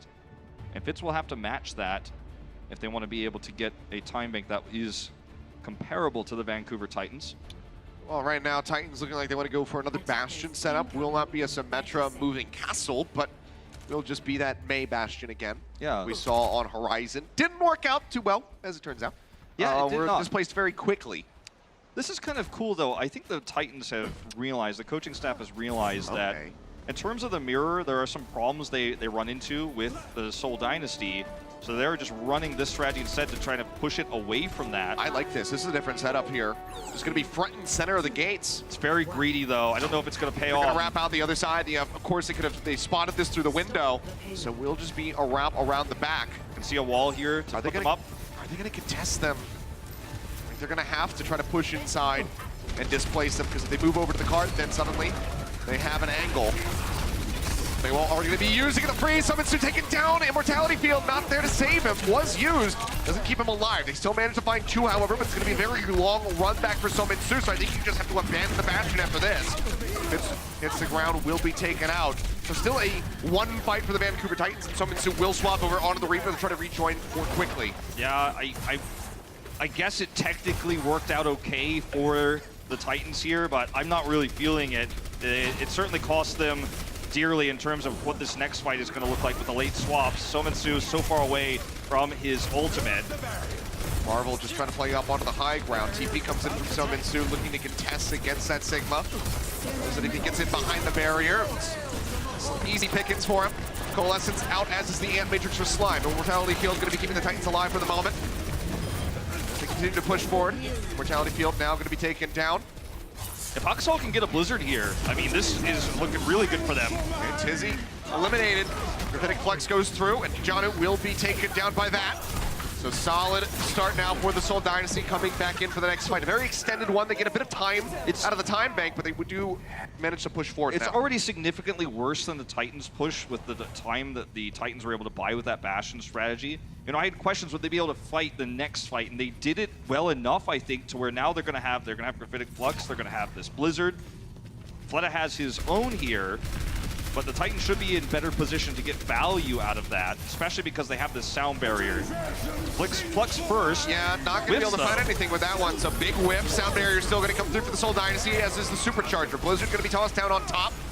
Clean up that Orisa ult first and foremost. And now look for the kills. Answering wall comes out from Fleta, trying to keep his team protected, but Marvel still will be taken down. Death Blossom, a bit of a surprise there, but they're ready for it all the same. They just turn. Pay attention to the Reaper. So Ensue up close and personal, takes him down. Now drops in behind. Look at the finishing blows and looks for some additional staggers. I don't think I've ever seen a more inconsistent set of ultimates by a team in a playoff match like this. It's either incredible synergy between the players on Seoul, or they're kind of staggering themselves with ultimates like we saw on that Numbani A attack. It did eventually win out the war of attrition there against the Bastion comp that Vancouver Titans are running, but in this situation, when you're running essentially mirror comps, you can't be dropping a Death Blossom like that late in a fight. I mean, you're really throwing a Hail Mary there, and it's very unlikely to work. You're already at the worst time bank. Death Blossom now out from So Ensue, finds Toby by himself. That's going to be perfectly fine for him. 5 HP remaining, but the rest of the team ready. As Twilight will keep him alive. So very nicely done here. Titans looking for a full hold. You're going to have to see, if you're a Seoul fan, Fitz come through here and get an opening pick. Otherwise, there's just too much sustainability for the Titans on this next fight. The sound barrier should lead to Huxall getting very close to Blizzard for what could be the final fight here on A. You need that kill, you need an opening pick, or this is just an unwinnable situation in terms of ultimates. Fitz is looking for it right now. Needs it. Punch going in, and he finds Slime. Tizzy wasn't able to stand in front, had that Fortify ready to go and everything, but Slime's still going to be taken down. Already allowed to use that sound barrier. He'll be able to rejoin very quickly if the rest of the team can hold them off. The Coalescence is out now. Jaehong going to be matching with one of his own. The Flux comes in, manages to find one. I believe Marvel going to be knocked up into the air, but the sound barriers are from Toby to keep everybody else alive. And Huxall's going to be taken out as Fleta manages to find a double kill. Seems like it will not be a full hold. Dynasty will push forward into point A, taken down just about to overtime. And that's Fitz, sure, we talk about time bank there in serious trouble, but that's Fitz getting the clutch kill when he needed to. Not only did he get the opening pick, but he got the most valuable one on the sound barrier there. You see Fleta, of course, coming back here, staggered TP kills coming through, make sure this, you know, glides through to the end. But I gotta say, he came up big when he needed to, and that might have been the end of the map if he had failed to get that rocket punch kill. Yep. Very aggressive positioning here for the side of the Dynasty. Card going to be holding up for now, though. The Gravitic Flux goes into the back. And just to find one Meteor Strike as well. Comes up for the kill. As Twilight is going to be stopped. Huxall punishes him, finding some vengeance for his Moira player. As Tizzy desperately tries to stay alive here on the cart. Fleta TP's up into the Orisa's face, trying to take him down, but he dances around the barrier, stays in it, and actually finds the kill himself.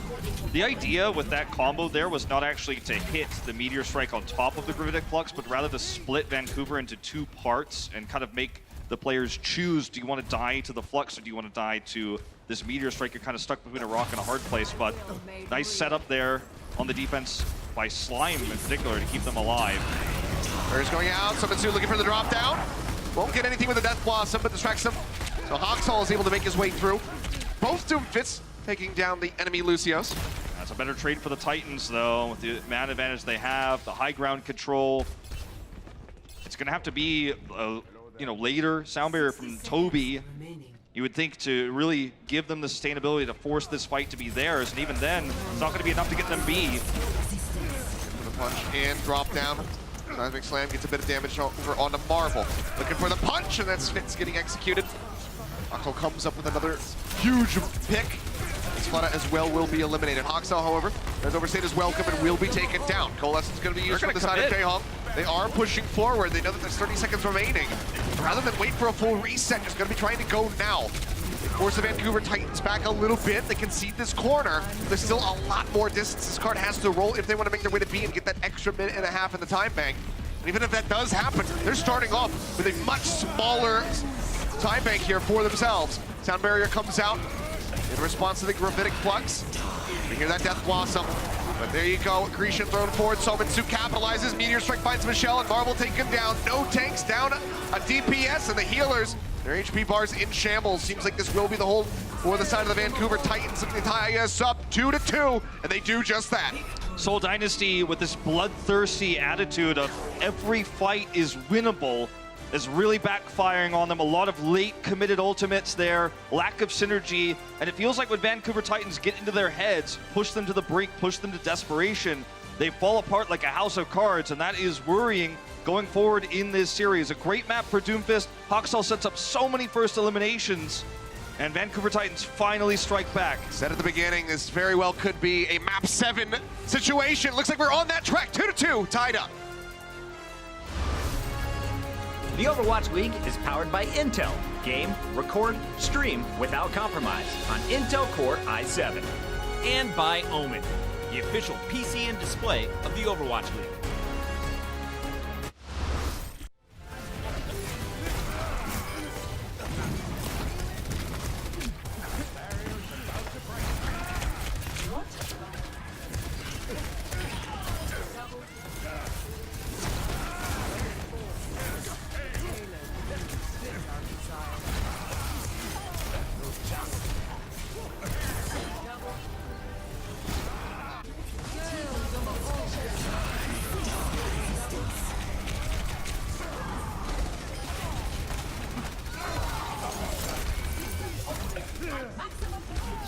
Unfortunate.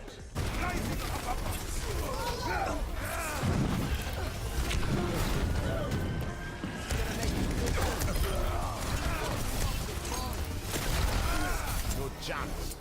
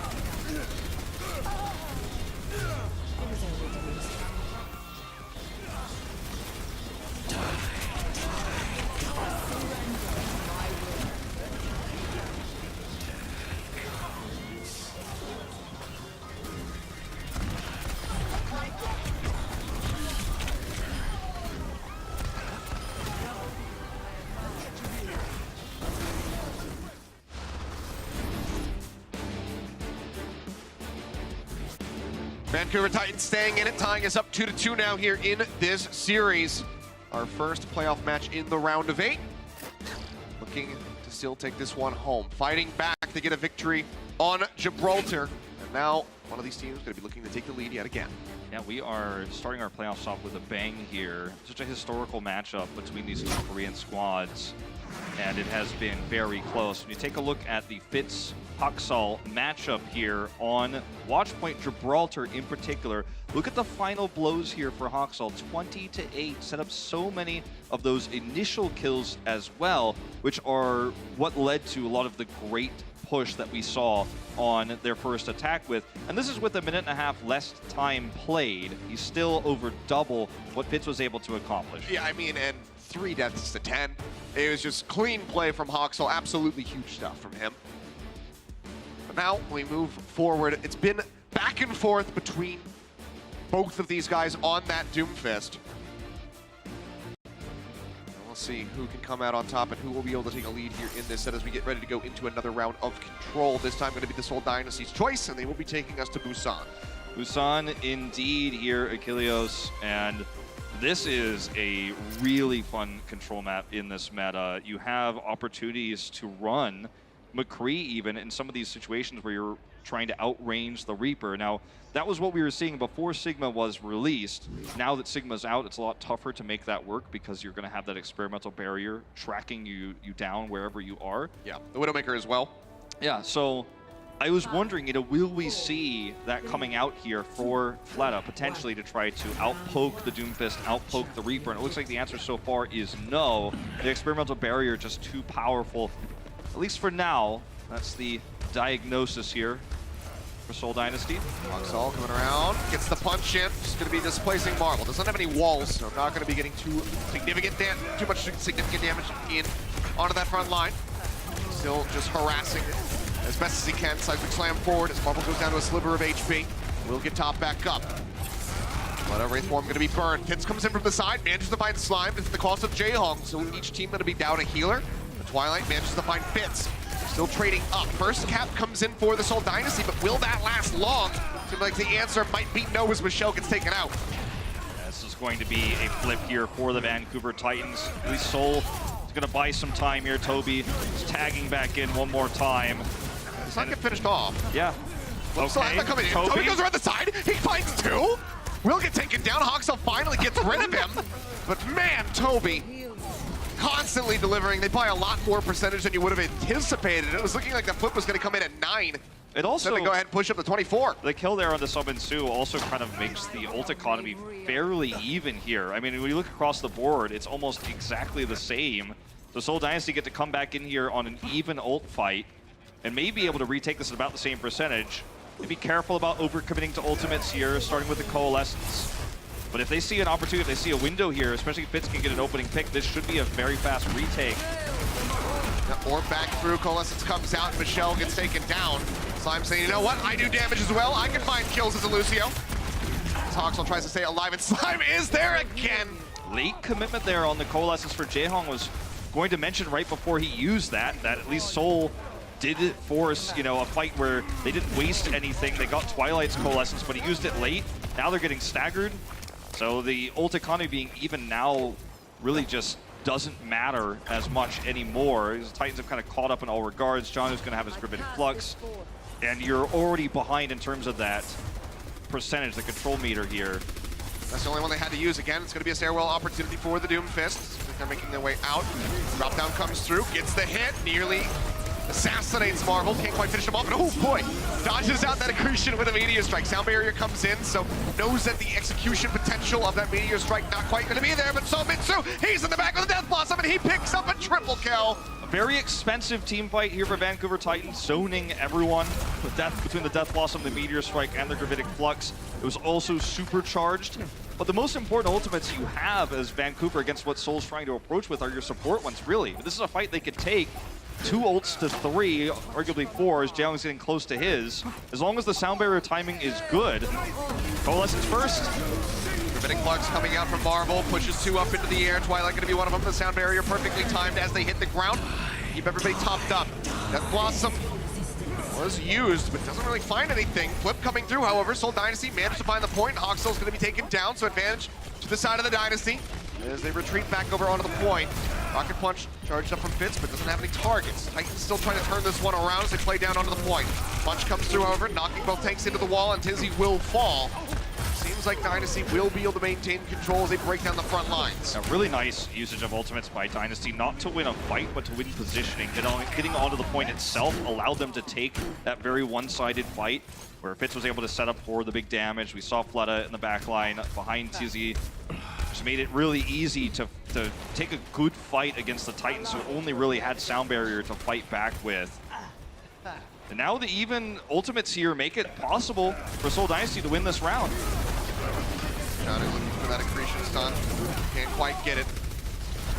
Absorbs a lot of damage, but 2 members, now 3 going to be taken out on the side of the Titans. Will just be an abandoned on that push. Dynasty, 75%. And it looks like Seoul are playing a little bit far forward here, punishing Haksal, who likes to rocket punch in and then set up for the slam to get in there and get that first shielding. So he often has that on cooldown when he goes in. So Seoul is just punishing that every time. When he comes up forward, he's the first one sticking his nose out. But look at this for the Dynasty, though. Both support ultimates ready to go. Gravitic Flux nearly there. Jonno neck and neck with Marvel at the moment. Top down comes in. Tizzy's got the fortify, so not going to be knocked into the wall. But taking a bit of damage here onto the high ground. Now going to be dropping in. Death Blossom going to be there. Barriers come out, trying to keep everybody else alive. But Michelle comes up with 2. Jonno and Hawkstall both going to be eliminated. The OT ticking away. They barely manage to tag in. So Ensue goes down with one of his own, a Death Blossom of his own. He will get finished off, and that will be the Dynasty taking the first round of Busan. 199% neck and neck, both of these teams. We spent a lot of time talking about Seoul Dynasty's ult synergy. It's either been phenomenal or it's been very lackluster. This is another one of those rounds where you're seeing Seoul Dynasty use their ultimates greatly in conjunction with each other to get that value, putting Fitz on the side with his Doomfist ultimate, setting up for these Death Blossoms coming through, the zoning, the flanking we saw there. Seoul Dynasty just kind of out-positioning Vancouver Titans with really good speed boosts. You know, that great neutral fight we had at the beginning of the point where they bought so much time. We wouldn't have really had that great final fight if they hadn't gotten that first cap and bought so much time there. And it's a good start here for Seoul. We are going to once again see these mirror compositions. No one's brave enough to do something crazy here on this control map that puts one of these teams onto match point. A little bit tougher to initiate with Doomfist here on this neutral fight. Punch forward, instant stun there on a Fitz. No capitalization though. So still safe. Uses that ramp. It's a lot more air time than he might have anticipated, and Hawkstall is able to capitalize. Taking him down also finds Marvel. So Vancouver Titans very much winning the neutral fight at the beginning here. Yeah, I think we'll be able to cap the point. I think you hit the nail on the head there. I think that was a mistake by Fitz. He did not want to be in the back line like that, where he was exposed, tried to rocket punch away, but he doesn't have the distance he needs. He didn't get to fully charge it, because if he tried to and died, then Hawkstall is just ready to pick up the pieces. It becomes a 6v5 fight at that moment. And it just goes to show that Overwatch is an extremely competitive game. You make one mistake, it can cost you big. Yep, Coalescence coming down, dueling Moira's now out, crossing the beams and all. Punch goes through, picks up a couple members there, but have that execution potential that they're looking for. Fitz shorts the hit, Meteor Strike comes down. Hawkstall going to be dragged back in, hit with the Accretion, but still makes his way out as Jonno takes out Michelle. Hawkstall with a sliver of HP, however, will get finished off by Marvel, but even things up. And now 2-for-2 exchange. The Death Blossom comes in, and Ensue gets pushed up onto the high ground. Still offers up a lot of damage onto the members of the Seoul Dynasty, which the rest of the Titans are able to capitalize on, so they maintain control of the point now at 45%. Despite Toby showcasing his incredible Lucio mechanics, it's not enough to save the day. May it be enough to prevent Ensue from lighting up the kill feed, but the fight is still won, the damage is still done. Vancouver Titans have the support ultimates they need to defend against this aggressive ult push that we're about to see from the Dynasty, especially this sound barrier versus the Flux. This is dire for Dynasty. They need this fight to be good. They need a pick. Yep. Meteor Strike used just defensively there. Oh, 4 members knocked up into the air. They all get dropped back down. Ensue going to be taken out. Accretion finds a hit into the back on a Slime. They're still holding on to that sound barrier. Did not use it during the Gravitic Flux. Supercharger going to be finished off. Marvel continues to advance around the flank. Sound barrier now in. Slime takes down Fleta. Unable to find anything with that Death Blossom. Shield's now going to be expiring as he gets slammed to the ground. The Accretion and Michelle finished off. The tank line broken down. Vancouver Titans look to take this second round on Busan 100-0, now at 91%. Slime holding that sound barrier was so brilliant. He didn't need it for the Gravitic Flux. There wasn't any follow-up damage there. All he had to do was wait till the last moment of the fight and they'd win it. They've already forced Fitz away. They tag in for the moment. They come back into the Wrecking Ball, but Michelle's down to half HP. Hawkstall rejoining. Meteor Strike nearly online. Looks for the punch there. Onto the Wrecking Ball. Finds it and gets a kill. Goes up with the Meteor Strike. Drops down looking for Jayhawk. He is already gone. Oh no! It's okay. Uppercut. Back in with a Seismic Slam. A little bit risky there, Hawkstall, but either way, would have still been a round of victory for the Vancouver Titans. Just showing off some mobility there. Oh, now we are tied up 1-1 on Busan to see who can take a lead in this series. Pretty win-win for the Vancouver Titans that last fight. The sound barrier hold from Slime was genius because if they lose the fight, if Gravitic Flux ends up getting a pick and Seoul Dynasty get in a position to follow up there, then you lose a fight, but you already have, you get to keep the sound barrier if you die there, and you get to re-aggress with it, potentially just take the final fight to win the map. If you save it, and everyone survives, which is what happened, especially because there weren't really any follow-up hits on the targets that were Gravitic Flux by Marvel, if you save it, then you get to use it for the final part of that fight when you're at 99, deny the Death Blossom value. And Slime just made that call on the fly, and ended up being the winning move there. It was already very likely a one map, but it became even more one-sided. Look at the aggressive positioning here of Haksal on the side. He's looking for the flank, not the frontal attack, which he's been looking for most of these fights. He's actually going to try to surprise the Dynasty here, since his style has kind of been figured out a little bit over the course of this series. Still on the flank. Here he comes. Yep, looking for Toby. Can't find him though. Instead, intercepts the Orisa, but still gets a nice little consolation prize of Fleta. Taking him out right on the back end of that dive forward. Seismic Slam still softening up that Orisa. We'll be able to finish him off, but Toby comes in, claims the enemy Doomfist right at the end, but it seems like still the Titan's going to be destined to get this cap first. Toby's still buying some time. Hovering around the point, but will finally get finished off. And again, Titans on the board first. And this is the kind of thing that you need to see from good Doomfist players over the course of a series, is to change up your approach. On Control, it's the easiest to do that because you have a sphere to operate around. You can, especially in the neutral fight, take any approach angle. You're not in a more linear setup like you are on Escort, for example. And Haksal got the better end of those opening picks over Fitz. And they get the first flip because of it. Total control of the map. Titans just hanging back, waiting for the Dynasty to come to them. Punch charged up, just gonna be a cancel here from Haksal. Coalescence comes out from both Moiras. No one gonna be taken out yet. It's gonna be softened up a little bit, but Haksal finds the hit. J-Home gonna be eliminated. Tizzy, however, gonna be gone. Still gonna be a trade up as the Titans find a 2-for-1. They're gonna make it 3. Haksal gets a little bit of healing, and we'll just go ahead and finish off Marvel in the end with another rocket punch. I'm not gonna send that fist into a black hole with the absorb pulled up there, unfortunately. Haksal, again, coming up with these big kills. Easier to do defensively. They have the point controlled. Slime has the answer, the sound barrier for this Gravitic Flux if needed. He could also hold it just like he did previously on Mecha Base. There's so many advantages to the Titans right now. Fitz needs to come up with a big kill again. Remember when he killed Slime on Gibraltar? We need something like that. Then uppercut, just sending Jonno way up into the air with that Gravitic Flux rolling. Doesn't find anything on the back of it, and already down 2 members are the Titans. Tizzy as well, going to be taken down.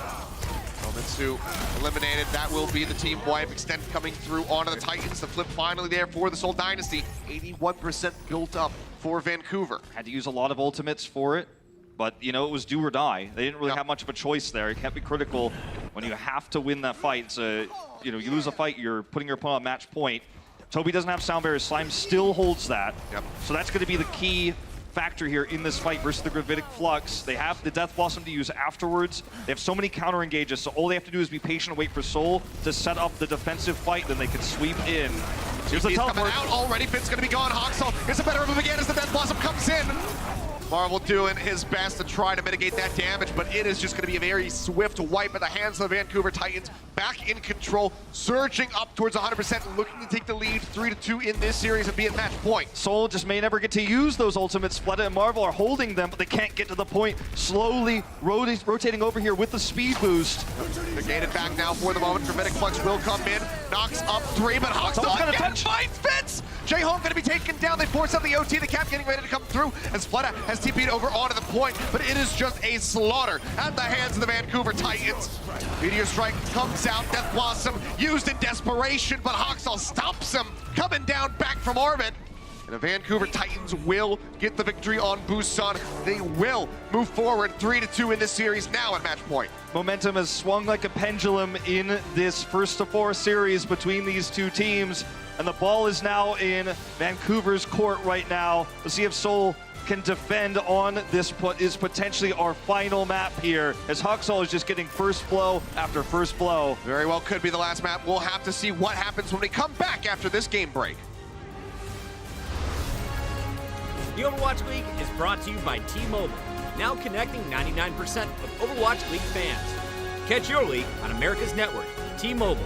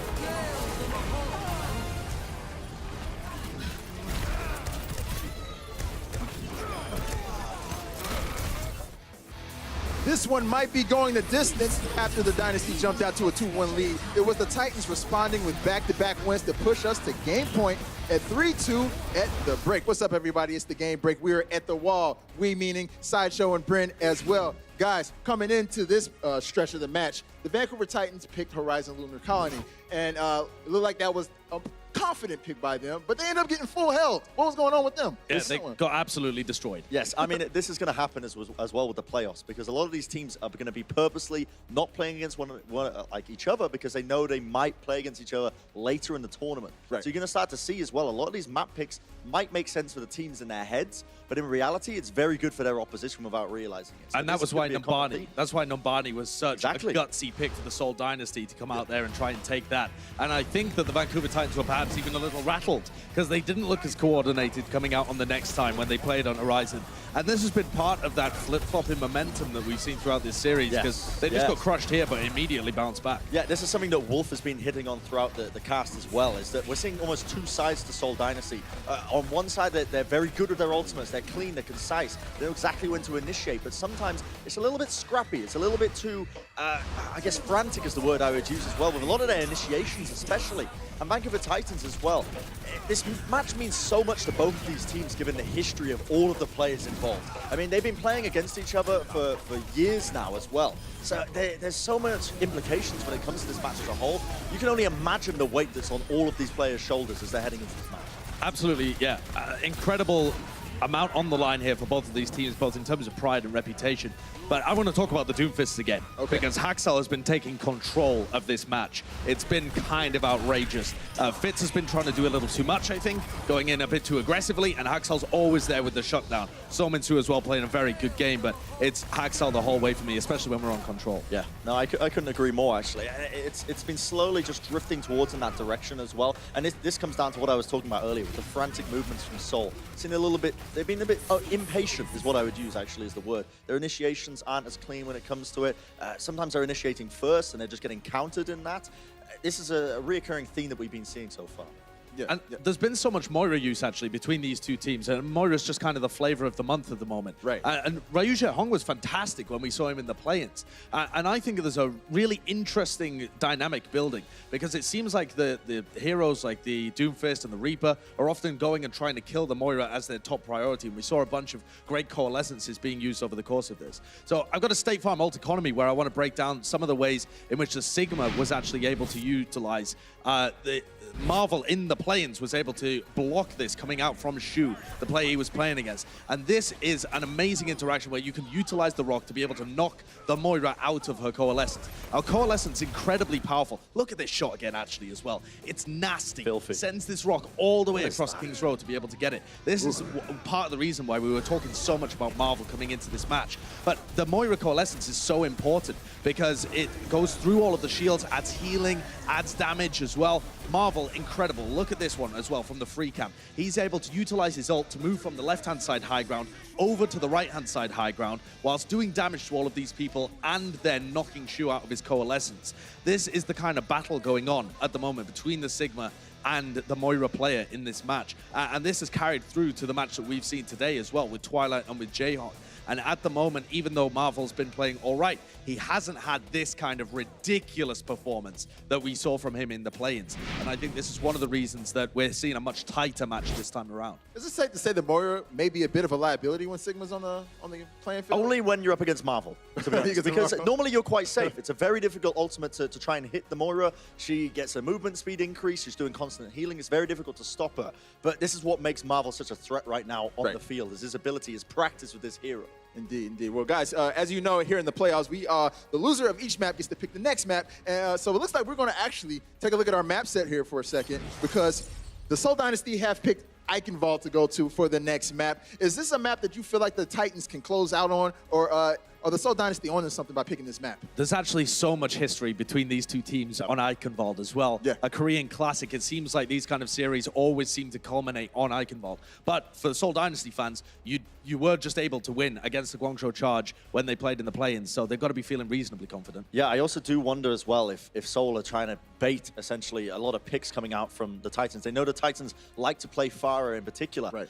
They're very confident. Fletcher can counter this with his own McCree. He's on fire right now. Yep. They can try and and bait Haxel into picking that on Eichenwald, they will actually stand a very good chance. That might be trying to where they're going with this map pick on Eichenwald. Very interesting. We did just see Flutter shut down Nero last weekend, so maybe they're trying to get a repeat of that. I like that point right there. Well, guys, it's all 3-2. The Vancouver Titans, they're just one map away from moving on to the next round of the playoffs. We'll see if the Seoul Dynasty can get back into this matchup and bring it back right after the break. Support your team with the official Overwatch League Coca-Cola bottles at CokeStore.com. Ships to all 50 U.S. states, Washington, D.C., and U.S. P.O. boxes.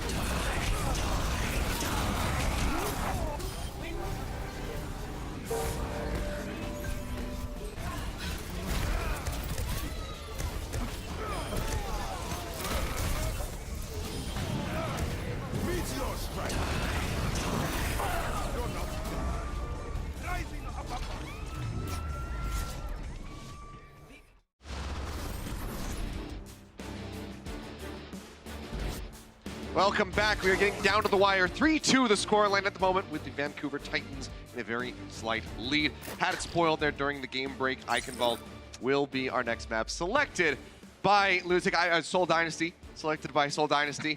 And this is not a surprise. Apex Season 2 final. This was the final map. So we're not in a map 7 situation yet, but they're still going to the Eichenwald pick. It's also the map where Runaway lost Apex 4 season finals against Jisoo Busan, which, you know, obviously we all know is London Spitfire now.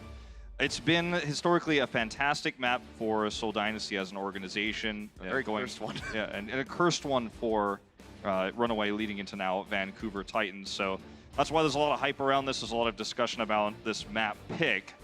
And it's a great map to control the bridge of Eichenwald with Toby's Lucio there.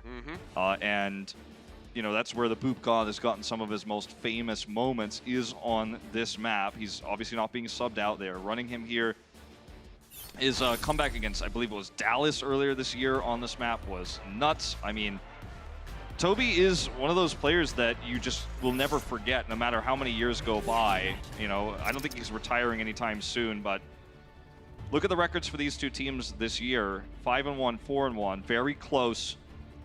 This could be where it all ends in this series. Of course, the loser will have another chance against the loser of our second match of the day today, Sparking Gladiators. But this is a moment where you look at historically, you know, the support line of Seoul Dynasty, how comfortable they've been on this map in the past, and you feel like this is it. We're going to a 7th map.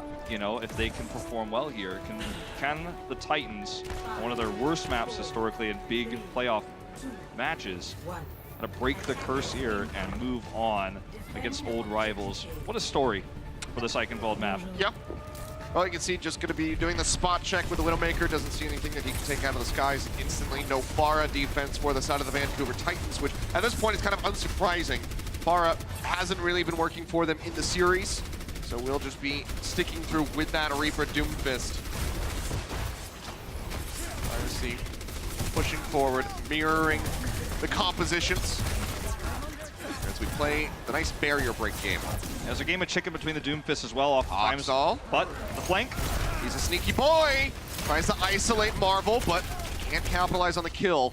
Accretion hit Fleta there for a moment. HP bar is dangerously low for the side of the Seoul Dynasty. Rocket punch from Hawksall, not gonna find the hit. Yeah, uncharacteristic miss there. That would have been a pick onto Fitz, which would have totally shut down this first attack. But as it is, there's a chance. Yeah, they're still doing a very good job of rerouting the Dynasty, however, constantly pulling them back and forth around this center building. Coalescence gonna be coming out from both sides. Dropping Jonno back up is Twilight. Trying to keep his team safe into the back. Was Fleta nearly had taken down some Ensue. Would have been a very critical pick for the side of the Dynasty, but instead it's gonna be Hawksall coming up with another kill onto Fitz to start things off. Marvel will be eliminated as well. There's coming up, the rest of the Dynasty just retreating. Titans are playing really well around Marvel's flanks on the right side from, defender's perspective, left side for Dynasty. Keeps trying to set up for that damage over there, is getting shut down by Jonno's barriers, hasn't been able to, keep up with Jonno's damage either. But the Coalescence trade favors the Titans here on the defense. Twilight's already, taking a slight lead on the next one. Something's gonna have to give here for Seoul Dynasty. They're gonna have to hit a kill. Oh boy, preventing Flux manages to find 3. Sound barrier does come out to keep everybody topped up. But I mean, Slime now has the sound barrier advantage. I mean, that's all they got out of this is just not dying. That's not a win. That's a bad trade. Fitz needs to come up with these kills. I feel like every time I say it, he comes up with one. He needs it. They need it so badly. Looking for another punch, and that's Marvel take it out. Hawksall just deleting the enemy Sigma. Fleta now taken down as well. So far, very rough start for the side of the Seoul Dynasty. Do not want things to end this way with a potential full hold on A. Still have a minute and 35 left, but the ultimate slim pickings for the Dynasty at the moment. Need to build up those last 3. Fitz took out Slime. Slime's gonna have to run back. He is Lucio, so he'll be back quickly, but there is a tiny window here where there's no sound barrier. This is another timing here where Fitz has taken out this important ultimate. I don't know if they're gonna be able to capitalize. They're trying. Supercharger comes in. They're so very close to the rest of these ultimates. The DPS ones especially. Slime's back. Supercharger taken out. Massive seismic slam. Gets to punch the isolation onto Michelle. Can he finish him off? The answer is going to be yes. Hawksall finds it. Sound barrier dropped in from Slime as they push forward. We're cut in. Fitz going to be trying to retreat. Still has that Meteor Strike as an emergency escape should he need to use it, but it's going to have to be another reset for the Dynasty. They're down under a minute remaining. This is looking really bad for Seoul Dynasty here. They don't have any great initiation ultimates. They don't have the sound barrier they need to guarantee that Fleta can get into position to do the damage he needs. It's just building so slowly, and they only have 1.5 fights really left with this. They're gonna have a stagger fight if this one fails. This one needs to be big. Punch in, Fitz looks for the kill, unable to find him. Soften up Tizzy there for the moment. Hawksall has to use the Meteor Strike now. Fitz gonna be using his own. Drops into the back. That Blossom is out. Hawksall finds one. Summon Ensue gets Michelle, and Fleta's gonna be gone. It's a 2 for 3 in favor of the Titans with 20 seconds remaining. As members of the Dynasty are still falling down. Vancouver Titans looking to end it right here. They do not want another map 7 versus the Seoul Dynasty. They want to close this out nice and clean on Eichenwald. Looks very likely that they will do so. 8 seconds left. Only 1 member to touch. Jaehong's got the Coalescence. Got a tag in. Oh, Michelle! They gain off the Wrecking Ball there for the moment, but they do manage to make their way in. Michelle going to be taken down, however, so don't have one of their tanks. Here the Gravitic Flux coming through. OT starting to bleed away. Fitz gets a punch.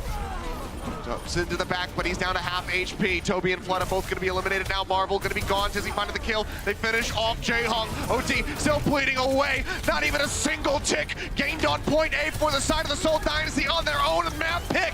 Is what it comes down to? Looks like the answer is going to be yes. Vancouver Titans pull off a perfect full hold on Eichenwald. The only thing that Seoul Dynasty can hope for here is a draw, an equal full hold, and that will be the first step to come back into this series. It is a first of 4 wins series here, so the draw will not win this series for Vancouver Titans, but they are 1 tick away from being knocked into the loser bracket after such a great start in our first playoff series here. So very close. Had a full hold on Horizon, but now they need to deny a single tick away from Vancouver. Let's see if they can do it when we come back. Support your team with the official Overwatch League Coca-Cola bottles at CokeStore.com. Ships to all 50 U.S. states, Washington, D.C., and U.S. P.O. boxes.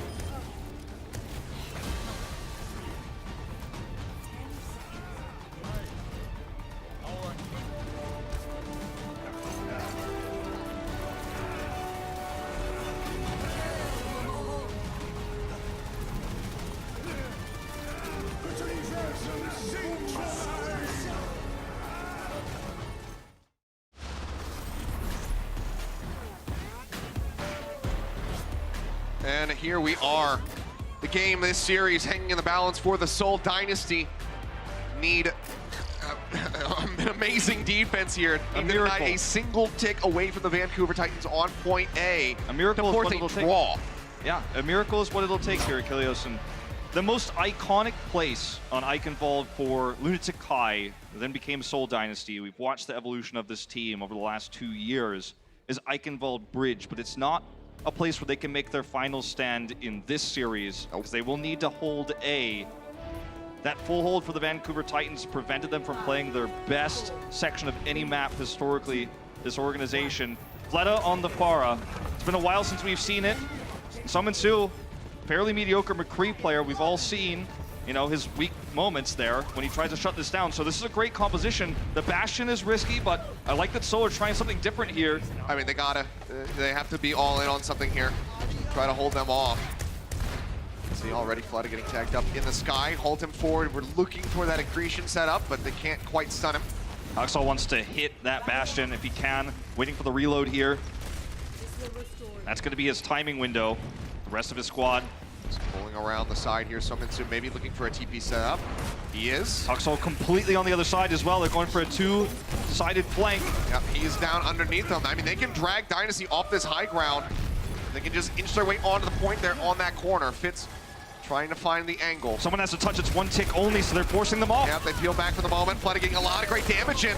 Now the Titans, a lot of them going to be contained inside, and the barrage is online. Fleta can set this one up. Could be absolutely huge. Immortality Field going to be taken down. The barrage comes in, looking for a target. Fleta still hovering there in the air, but it's the Titans who are very much coming out on top, and it seems like that will be it. The team wipe coming through as Fleta gets taken down. One tick, all they need, and the Titans have it. They close out this first playoff series versus the Seoul Dynasty and will be advancing. It's not over yet for Seoul, though.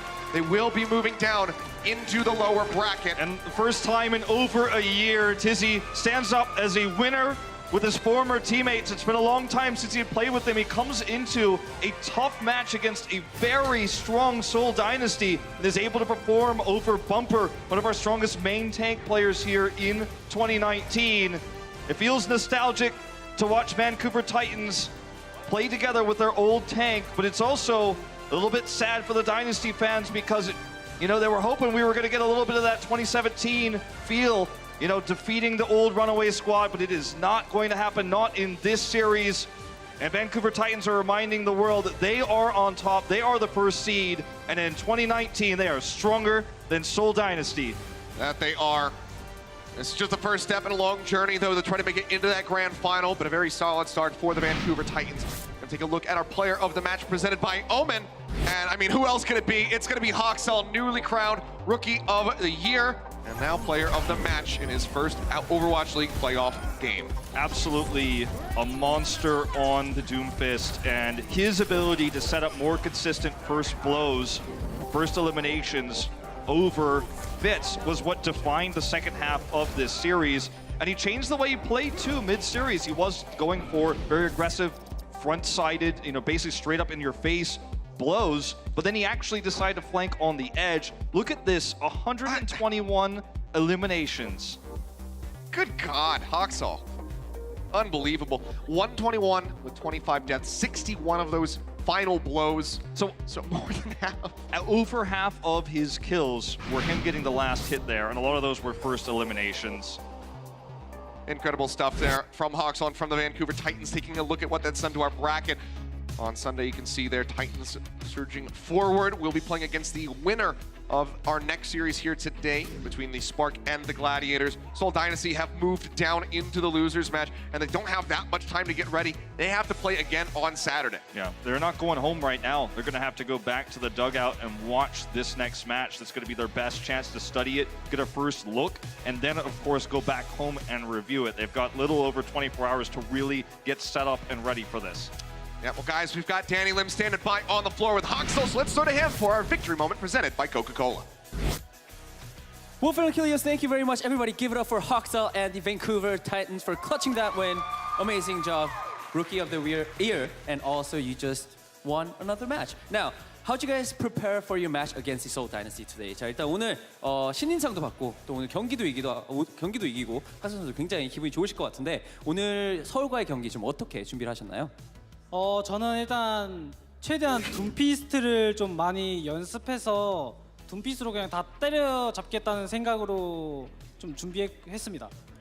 So before coming into match against Seoul Dynasty, I practiced a lot of Doomfist. I knew I had to punch my way to win the match, so that's exactly what I just did. And you did punch your way to your victory. Okay, so our next match is with Gladiators and the Hangzhou Sparks. Now, Haksal, in your personal opinion, who do you think is going to make their way up and face you guys for the semifinals? 자, 다음 경기인 스파크와 글래디의 경기가 있는데 학살 선수가 개인적으로 보시기에 어느 팀이 이겨서 준결승전에 밴쿠버와 경기를 할 것 같나요? 저는 항저우 스파크가 좀 이길 것 같다고 생각해요. 네. 항저우가 좀 잘해가지고 네, 저랑 연습했었어서 네, 그래서 항저우가 좀 이길 것 같습니다. 항저우는 잘하고 딴 팀은 잘 못하고? 네? 아니구나. 알겠습니다. So Haksal says that he personally, in his opinion, he believes Hangzhou Spark is going to win today's match and they're going to be up for the semifinals against Vancouver Titans.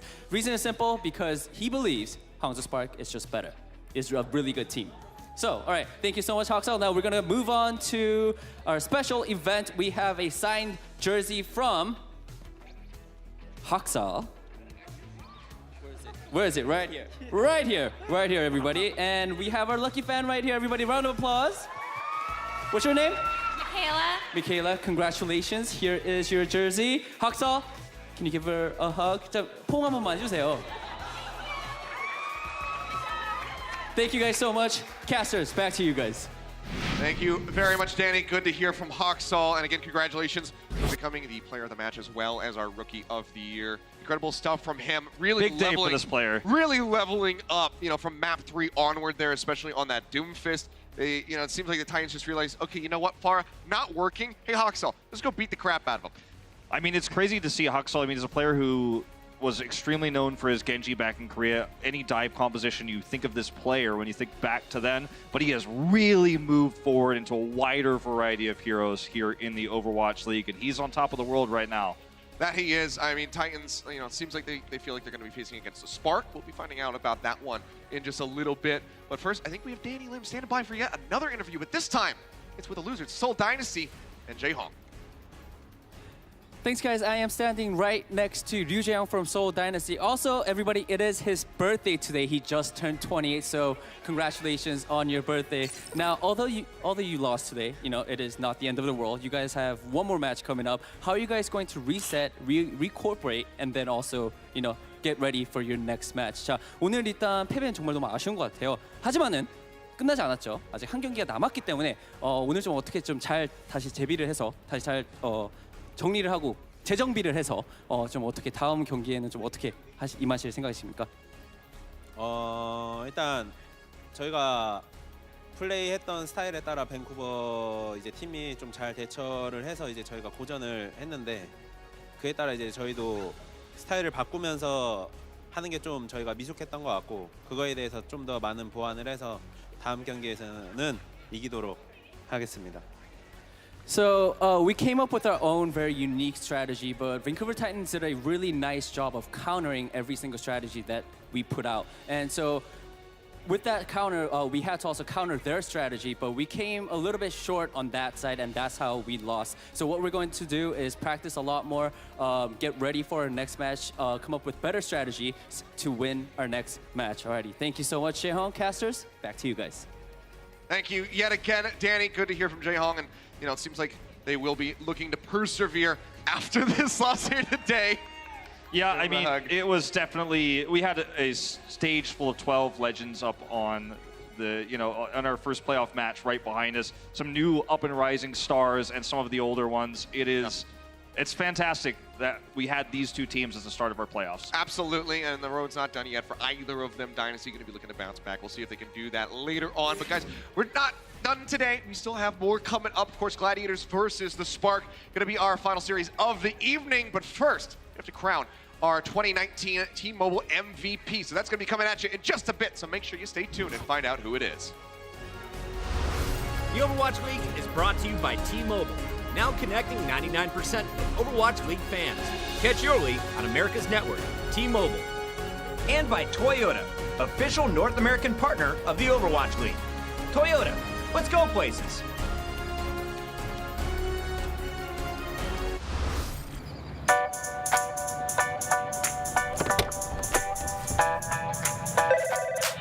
Hey man, what's up? You need anything for today? Nah man, I think I'm set.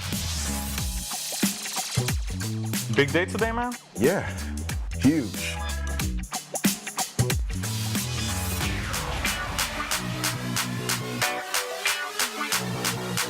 Let's play some Overwatch.